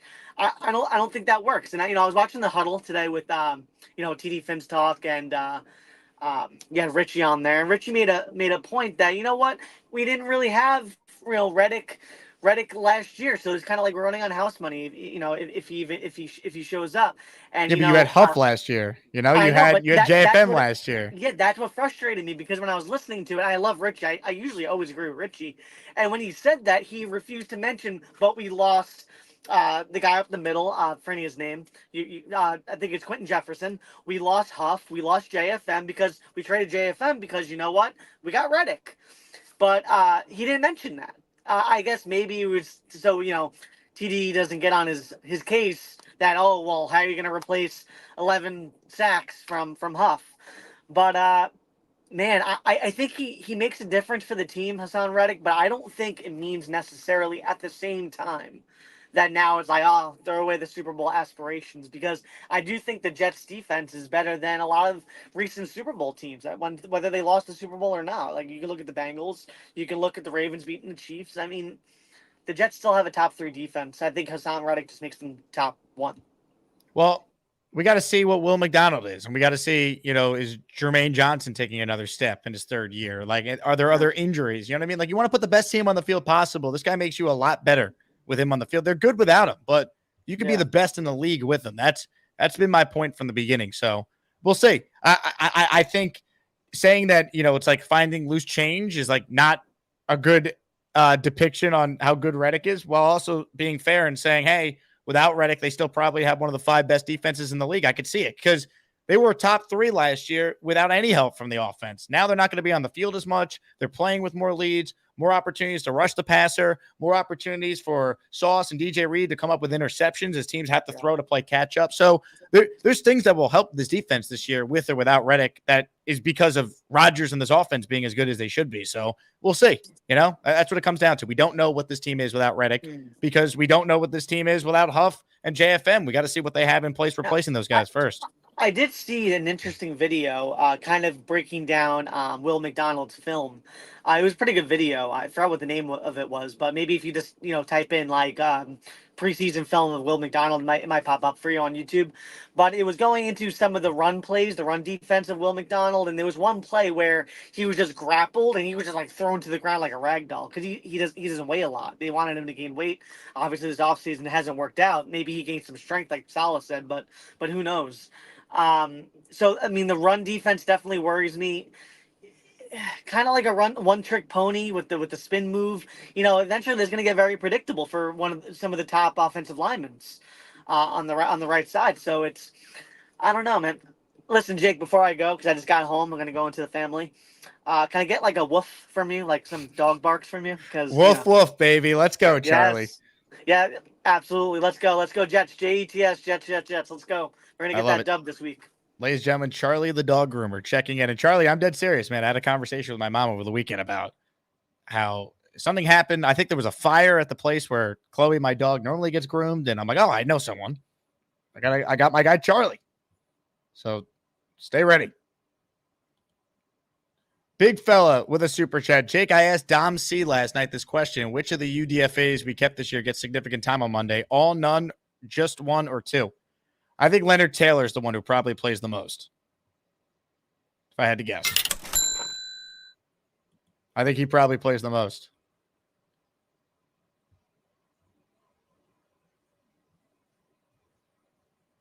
Some Haason Reddick news here. So we knew he had an event in Jersey City, a charity event. We got some pictures from some of the Jets beat reporters who were there. It's unclear if Reddick's actually going to talk to reporters or not, but I can at least show you guys. Haason Reddick is in Jersey City, so he's not far from the Jet facility. So if he wants to show up tomorrow, Robert Saleh basically said you could still play. Here's Reddick at a charity event. He's giving out book bags and school supplies to kids. So we at least have confirmation that Haason Reddick is in the state of New Jersey. Be nice if Twitter wasn't spazzing here. This is from Connor Hughes of SNY, who's there. So Haason Reddick is at least in the Jersey area. See if I can get a little more for you guys.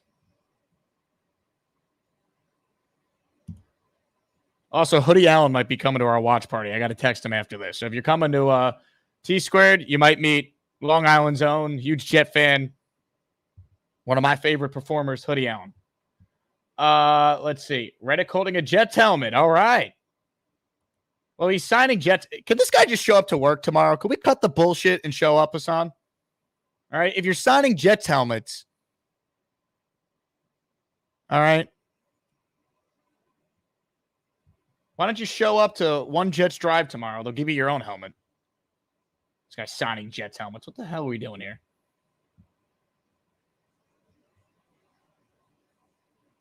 Haason Reddick currently being shown a magic trick. Wonderful. All right. Can this guy just show up? What are we doing?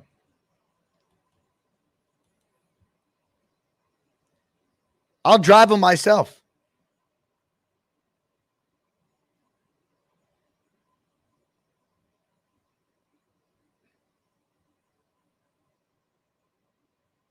I mean, come on now.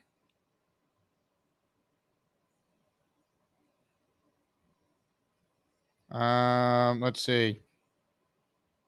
More calls now. And a show that will never end, folks. Ladies and gentlemen, we say hello to B-Mac. B-Mac, look at my TV. B-Mac, I love Aaron Rodgers. Jets, go Jets. Jake, it's B-Mac. B-Mac's this brother. bit again. Yes. And Gator, get me a C-Mac intro, brother. I want a C-Mac intro. All right, now, I want to come on here and I want to address Charles Gorman, my man. You need some pussy in your life, Charles. Wait, what? Pussy in your life. B-Mac. Hey, you hater guy. Allen sucks and JJ can kiss my ass before I wipe. What the hell is going on, man? What are we doing? Oh, my God. B-Mac, what is wrong with you? Oh, my God. Family show. On behalf of the Jake Asman Show, we apologize for the foul language. You know, it's amazing. His internet sucked, but the P word, clear as day, of course. Good God, what was that? Oh, my God. Oh, my God. What the heck did I just watch? Good God.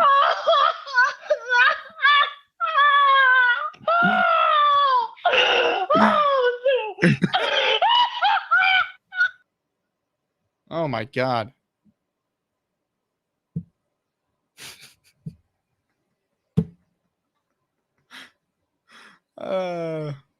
Big fella says, C-Mac is a legend. My stomach hurts from laughing.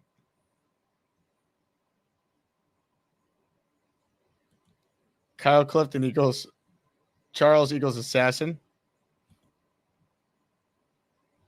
Haason Reddick's in the house. Why is that guy at a charity event pretending to be me?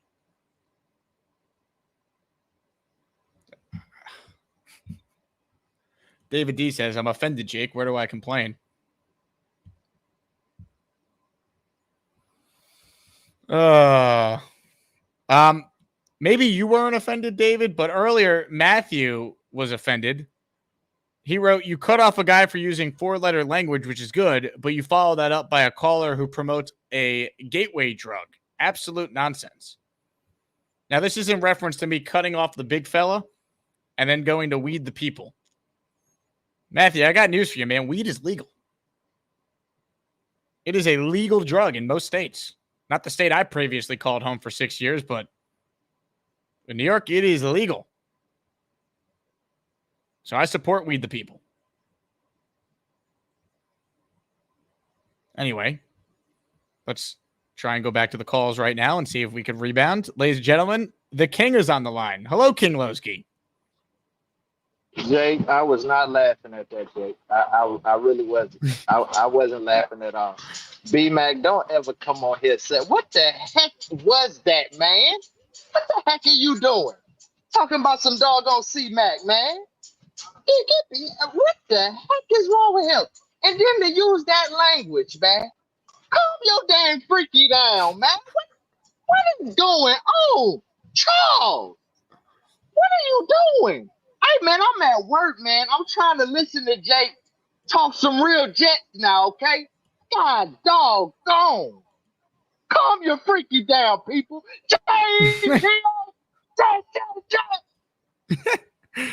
King Lowski, check it in. One of the greats. Tom says the C stands for coochie. Kikuchi board, Tom? Like Tenzo Smart? Tom Ace writes in, Jake Asman Show is my gateway drug to Bobby's show, Charles' show, and Nick's show. We do have a lot of spin-offs from this show. To be fair, Nick Shine had a show all on his own. I have nothing to do with that. Gorman, I believe, was covering Superman long before I was even born. But the Bobby show, that one was inspired by this one. You best believe. Oscar says that might be the end of the C-Mac character. Yeah, I think we probably got to can that one. As Rogers would say, can. I think we got to can that one. All right. Big Fella says your show rules, Jake. Thank you, Big Fella. I'm excited for your Big Fella t-shirt on the bottom right to be live on the merch store.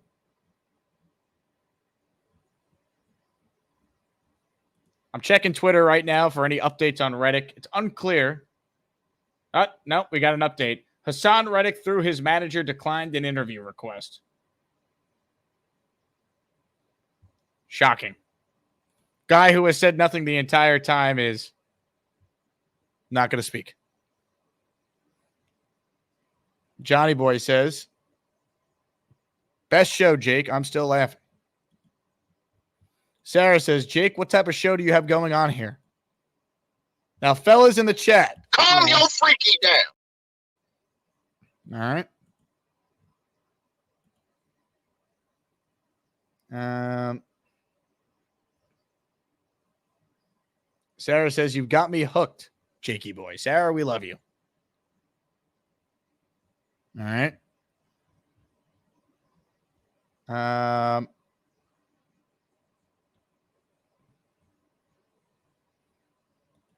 David D says, I self-identify as C-Mac minus the harsh language. D. Odin says, best Jets channel hands down. Have we talked Jets today? Genergy announces she's on a packed train home. Chris says, Matthew Lemma looks like Jesus. Let's see. He looks like Jesus / Trevor Lawrence if they were to merge. That's how I would describe my initial take on Matthew there.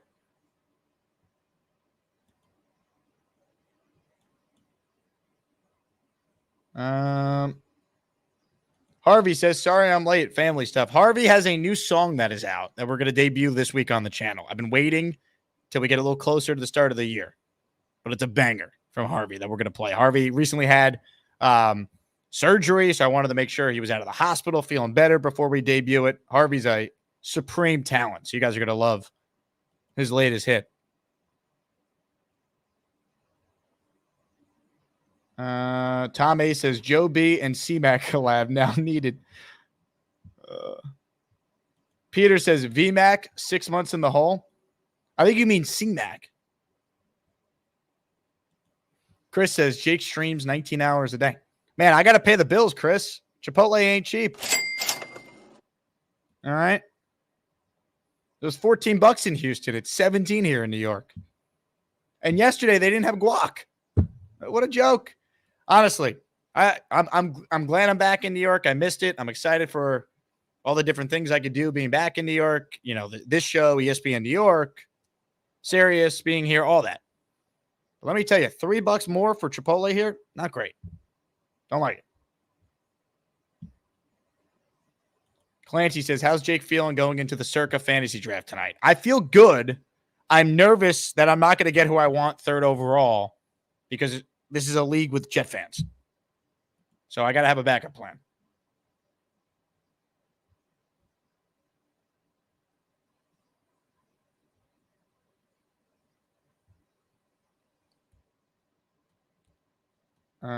Peter says, cursing not allowed. I know, Peter. Family show.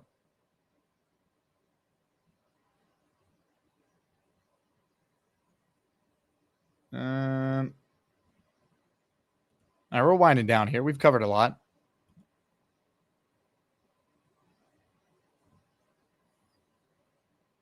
Let's see. Ryan says, I also have third overall, no backup plan in place. I know, it's tough. It's tough. Clancy says, I got the 9th pick, so no complaining. I guarantee you Clancy's taking Garrett Wilson at 9 in our league tonight if he's there. He might not be there, though. That's the thing with a league with Jet fans.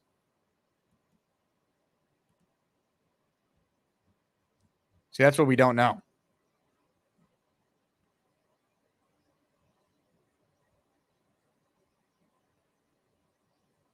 I am cautiously optimistic. Jaden says, can we go back to the Haason Reddick signing helmets thing? What's going on? He's showing up tomorrow, right? You can't be signing Jets helmets and then you're hiding from the Jets. Like, come on now. Look at this. This dude is signing Jets helmets. Is he being paid to sign each helmet? I mean, I know those fines ain't cheap. But he's at a charity event.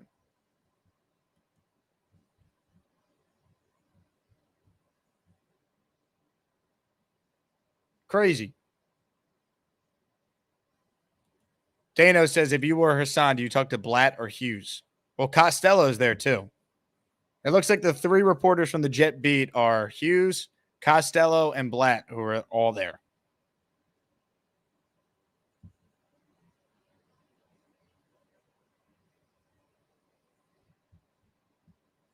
Jaden says he's a great guy doing it for charity.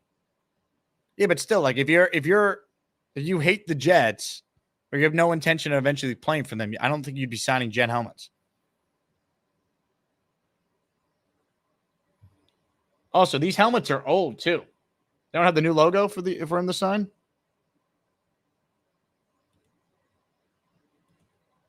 What are we doing here? Sneakers to boots. It's so Jets him signing helmets and not willing to come to the building. Rick Kent says, where's Faria? Haason will talk to him.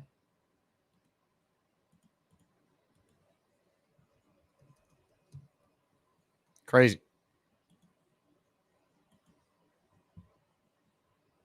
Let me make sure I didn't miss any super chats here.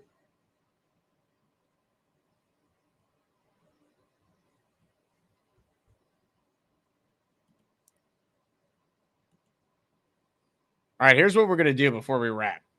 We've only had 5 memberships that were gifted during this show, so I'm going to gift one right now. We're going to make sure we keep the membership pipeline rolling. I got more Edgemos to add, and it's Edgemo week, so I want to make sure that everyone gets their chance to be able to use all the Edgemos ahead of emoji merch dropping on Friday. So stand by. I'm gifting a membership right now. And if you're watching live right now, hit the like button. Let's get over 300 likes. We're at 271 right now. Make sure you turn gift receipts on. You know what? I changed my mind. I don't want to gift 1. I'm gifting 5 right now. Boom. Just like that. 5 Edgemos have just been gifted. And let's find out who got them. If you hear your name called, you are officially an Asmaniac.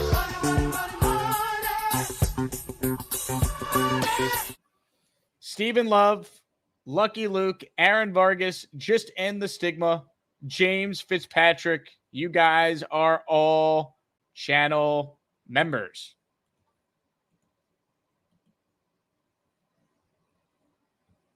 Ladies and gentlemen, more memberships are flowing. See, this is how you get it started here. You lead from the front, people. Mother effing Chew has gifted a channel membership. Let's go. Choo, mother effing choo. From 3 Steph Gaming is now a channel member. Hey, Pierre Thomas, why don't you put on memberships, man? I see you're writing that it's killing you. You're not a member. Why don't you turn on gift receipts? Let's get you a membership. Carly writes in, I bet we could get JJ Reddick to sign before Haason Reddick.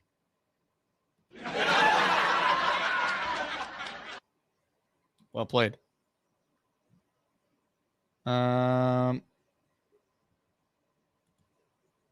Oscar says, but where is Bobby's salty nuts? Is he sleeping? Oh, I missed the super chat from Bobby's salty nuts. Thank you. When will all of Bobby's nuts have a meetup? I want to make it very clear. Bobby Midnight and all Bobby's genitalias are invited to the meetup at T Squared. We do not discriminate. All right.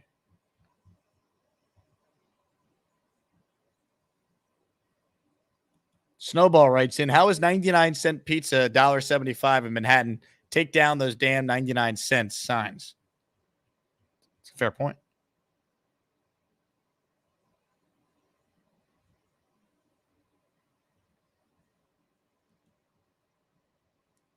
Bonesy says, can we play the Felix Campos money bit? I love Gator. We cannot. Unless Felix gives a membership, we cannot. That video is sacred for Felix. Ladies and gentlemen, Bobby Midnight has called back in. Bobby, I'm going to go to you right now. What do you got for us? Well, I don't like the nuts anymore. I don't want anybody putting nuts after you figured that when you need. Change your name right away. No more nuts about me, okay? Bobby Sweaty Scrotum wrote in, I will be there. Well, I don't give a crap if you're going to be there. Mm-hmm. Idiot. You're a sweaty scrotum. You probably have, like, old, hairy, gray balls, and that's what you do. Play with them, too. You know, so that's what Bobby Sweaty Scrotum is. I see. Yeah, well, I'm sick of these people doing that. I had to call in, and if this is the last time I want to see me. Oh, here's another idiot. Yeah, that B, I don't like B. I blocked him from my channel. When will, yeah, I read that already. He's stupid ass. So if Bobby's nuts have a meetup, you wouldn't attend? I'm not going. I can't go until like Halloween.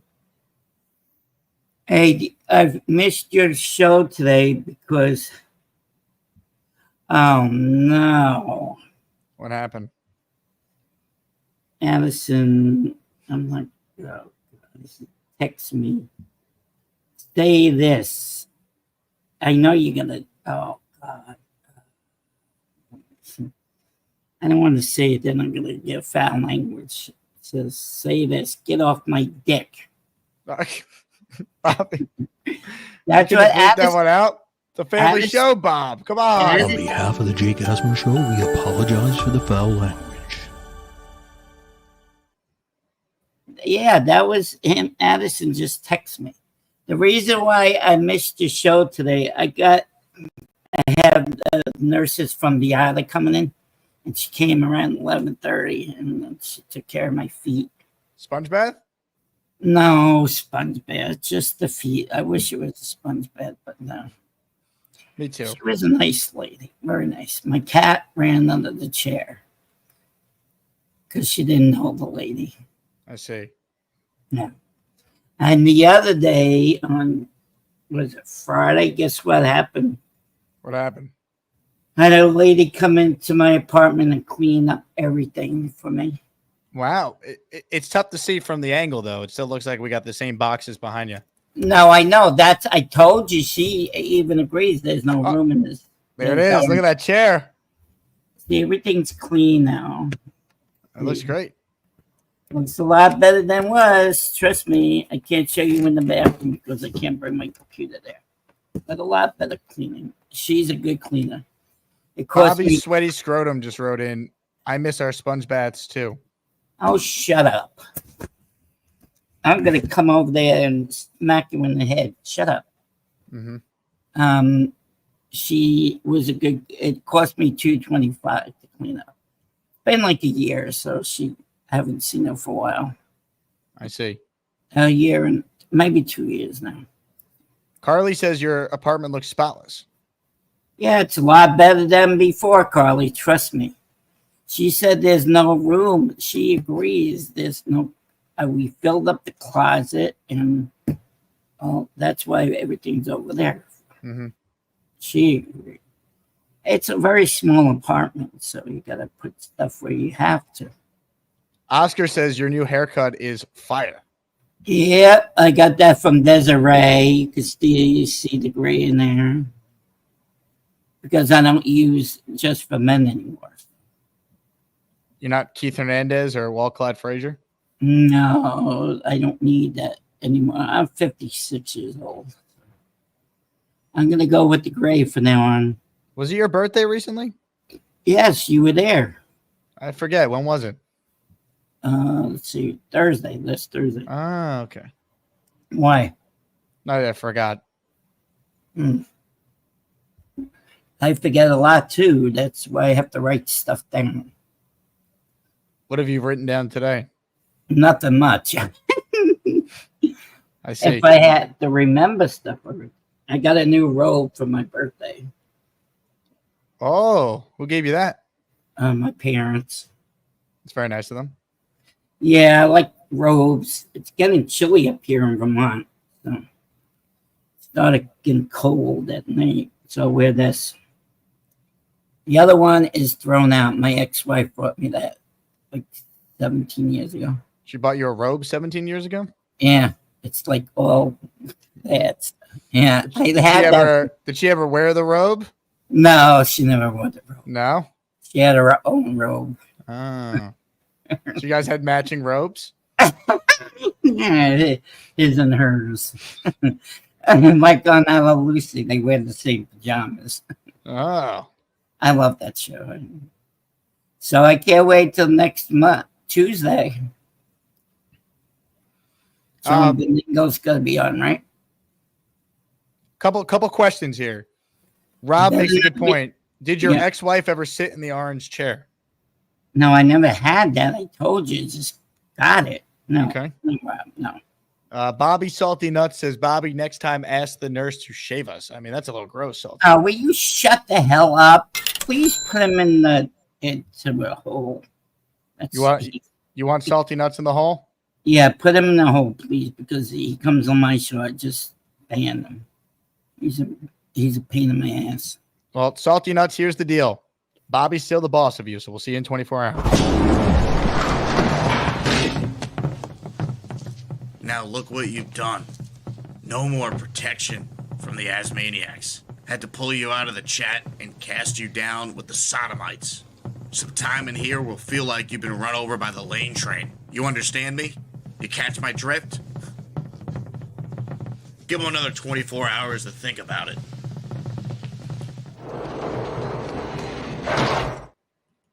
Thank you very much. I appreciate that. My pleasure, Bob. You know who all started this? One person started this. Who started it? I don't know. You know, he plays with his trains and he flies a kite. Gator? No, not Gator. Jay Quest. Oh.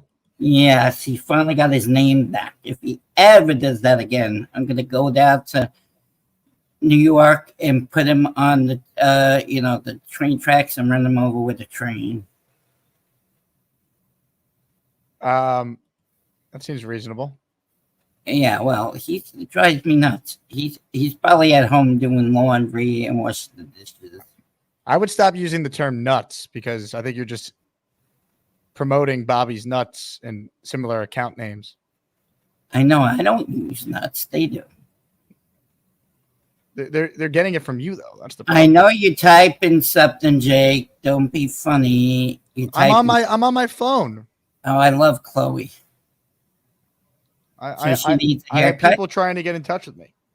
So Chloe needs a haircut. She needs a grooming.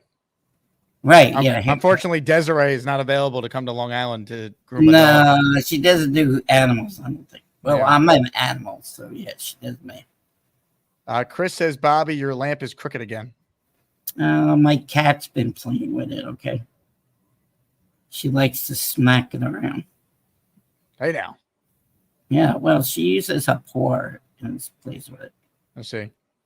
She's a funny cat. She loves Daddy though. I love her too. Mike says, just ate dinner. Did I miss anything the last 20 minutes? What do you think, Bob? Oh, brother. People talking about my sweaty scrotum and salty nuts. Yes, Purple Mike. What did you make for dinner? Barbecue tonight? I like purple. What did you make for dinner, Mike? Let us know. I can't end the show until you let us know. No, he doesn't have to do that. He usually he barbecued the other day, remember? Oh, I remember. It was yesterday, Memorial Day, right?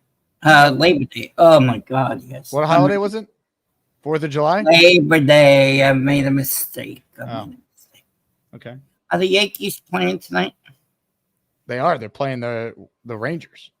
Oh, that's right. We beat them last night, right? They did. Yeah, and the Mets are where? Where are the Mets? Mets are playing the Red Sox. Oh, that's right. That's good. Yep. Purple Belt Mike says, I made griddled corn tortillas stuffed with potatoes, Ooh. topped with guac and salsa. Oh, okay. Don't put the guac on. I take everything else. I'm not a guac fan. Chipotle had no guac yesterday, Bob. It was very Why? upsetting. Did they run out of it? They ran out. I've never seen a place run out of more ingredients than my local Chipotle. They not Houston. say on the commercial, that's false advertisement. They said they're all fresh produce there. That's a lie. They ran out of it. Mm-hmm. How could they run out of guacamole? That's one of their best sellers, right? I know. That'd be like you running out of like an orange chair to sit in. It's just So yeah, I have what's the name taking the chair down. Craig? Yeah, Craig. Wait a minute, the game will be over. Right? When does he come after the game? He's coming after the game. Oh, he's gonna give it to you, right? Yep. And you're gonna save it for me for Halloween, right? Oh yeah. And then we can make some money. It was pretty wild. A bunch of the Jet players were reaching out to me about the orange chair, Bob. They want to sit in it. Oh yeah, right. I'll put it on the field when we get on the field. Joe Tippmann has a bet with the offensive lineman on which one could actually sit in it without it breaking. Well, yeah. Well, I did it at my parents' house. I tell you. Yeah. We were having a barbecue, and my fat ass did not hold it up. I broke the chair. It went poof. I had to sit on another chair. I see. Yeah. All right, Bob. Well, I'm going to end my stream. Are you going live after me? Of course. All right. No, I'm excited to watch. You gonna be watching me? Oh, you having the draft tonight? What time? Yeah, but that's not till later. I'll eat my dinner and I'll watch the Bobby Midnight Show. Are you going to be in Discord or no? We are doing our draft in the Discord. So Yeah. Yeah.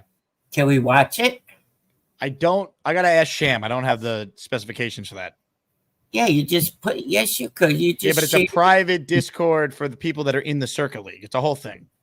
We'll talk off air. All right. All right. Let's talk off air. That's all right. You have a good night. Okay, you too.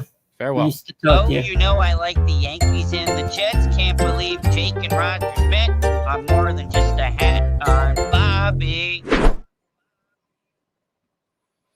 What a show, folks. A couple super chats here. Sean says this episode should get a bust in the Hall of Fame. I appreciate that, Sean. Thank you. Bonesy wrote in, join the Discord if you're not in there. You miss gems like Gary comparing Joe Douglas's press conference to Charles Gorman's Carly rant. Oh, God, I got to read that. I do think you should join the Discord. Do we actually have Jet news here? Oh, we do. The show's not over yet. All right, here's what I need. I need 2 minutes to figure out what news happened. I'm seeing some cap restructures. All right. I need 2 minutes. Here's Douglas on Reddick, and then we'll come back and react to the breaking Jets news. So where do things stand with Haason Reddick right now? Nothing's changed from our end. Obviously, a ton of respect first on, and awaiting his arrival, and looking forward to when he does. He's going to be welcomed with open arms. Do you expect him to be here before the opener? I can't lay out any expectations right now, but when he does arrive, we're all going to be excited. How would you describe the communication with him and his team? I would say clear and direct from the beginning, and I have a lot of respect for the agent as well.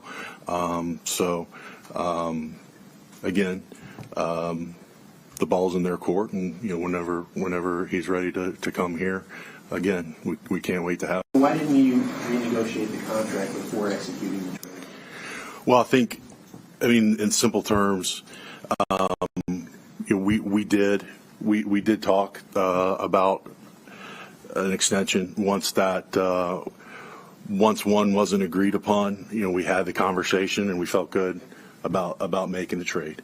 And so, obviously, came here, reported, had a great day here, and again, we're just waiting his arrival. Do you feel like there can't renege on a verbal agreement to play under his existing contract? I'd say that again, from our standpoint, we've been really clear and direct with our communication, and again, a lot of respect for the agent, a lot of respect for the player, and I have faith that this will all get. Okay, couple cap restructures here. This would lend me to believe that Reddick and the Jets are maybe talking about some sort of Band-Aid contract. That's my initial take here. So the Jets, breaking news, Field Yates reporting, they restructured the contracts of Quincy Williams and Tyler Conklin, creating $8 million in cap space.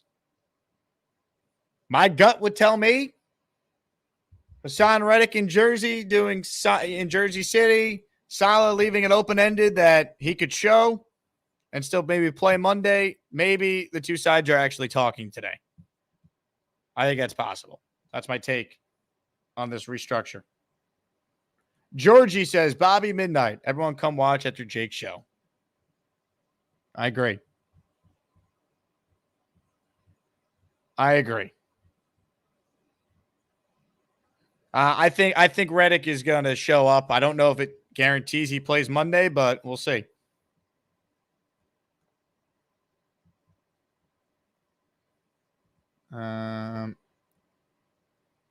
If they redo his deal tonight, watch it be in the middle of the Asmaniac fantasy draft, and then we'll be doing a late night show at some point. Robert Sala's in the house. Coach is giving us some Edgemos. I see you, Coach.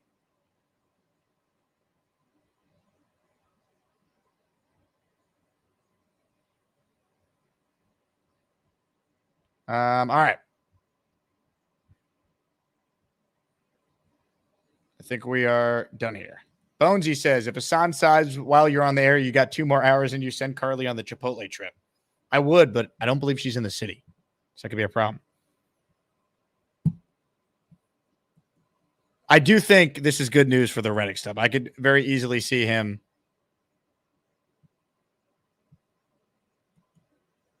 signing tomorrow.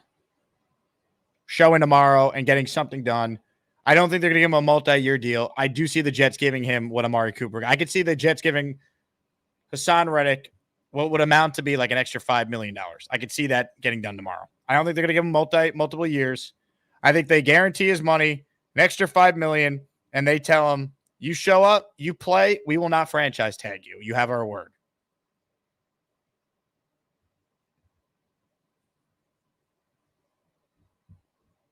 So we'll see if I end up being right on that. It'd be nice. This story should end because I think we're all sick of it. This show's going to end because if you're still watching, God bless. Thank you. 2 hours and 25 minutes. Jeff Parles was on for the first hour. Check that out. If you guys tuned in late, he was excellent. He'll be part of our weekly guest lineup beginning next week, but we wanted to get Jeff on one more time before the season. Once again, if you're just tuning in, Mondays with Joe B, Fireman Ed Fridays highlight our weekly lineup, but we got Will Parkinson back as a weekly. Sabo, Fialco, Faria, Boy Green. It's a who's who on this show each and every weekday. Post-game shows after every game. Can't wait, folks. We're still going to be live Monday through Friday, twice a day. Typically a show Saturday. Always a post-game after every game. It's going to be nuts. So I appreciate it. Ladies and gentlemen, thank you for watching. It was an epic show. I end tonight's show by showing you Carly's best Zach Wilson impression. Have a good night, everybody. Go Jets.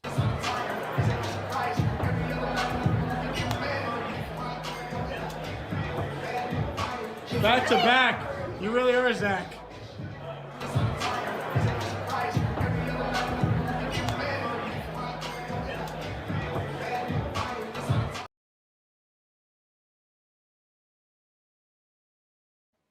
Bad. Real bad. Have a good night, everybody. Go Jets. I didn't think I was going to get COVID. You have COVID, Chiefs fan? A symptom of COVID. I just feel like shit. What symptom do you have? Basically, you got the run syndrome. You're not feeling well. You're sleeping like a bear in hibernation, all that little stuff. I don't know if that's COVID. That just sounds like you. Well, Like, I think you'll be okay. Did you say you had the runs? That's basically. Don't do it. Don't do it. Don't. Bobby, that's enough out of you, all right? I did drink a shit ton. And you know when you drink a shit ton, your immune system goes.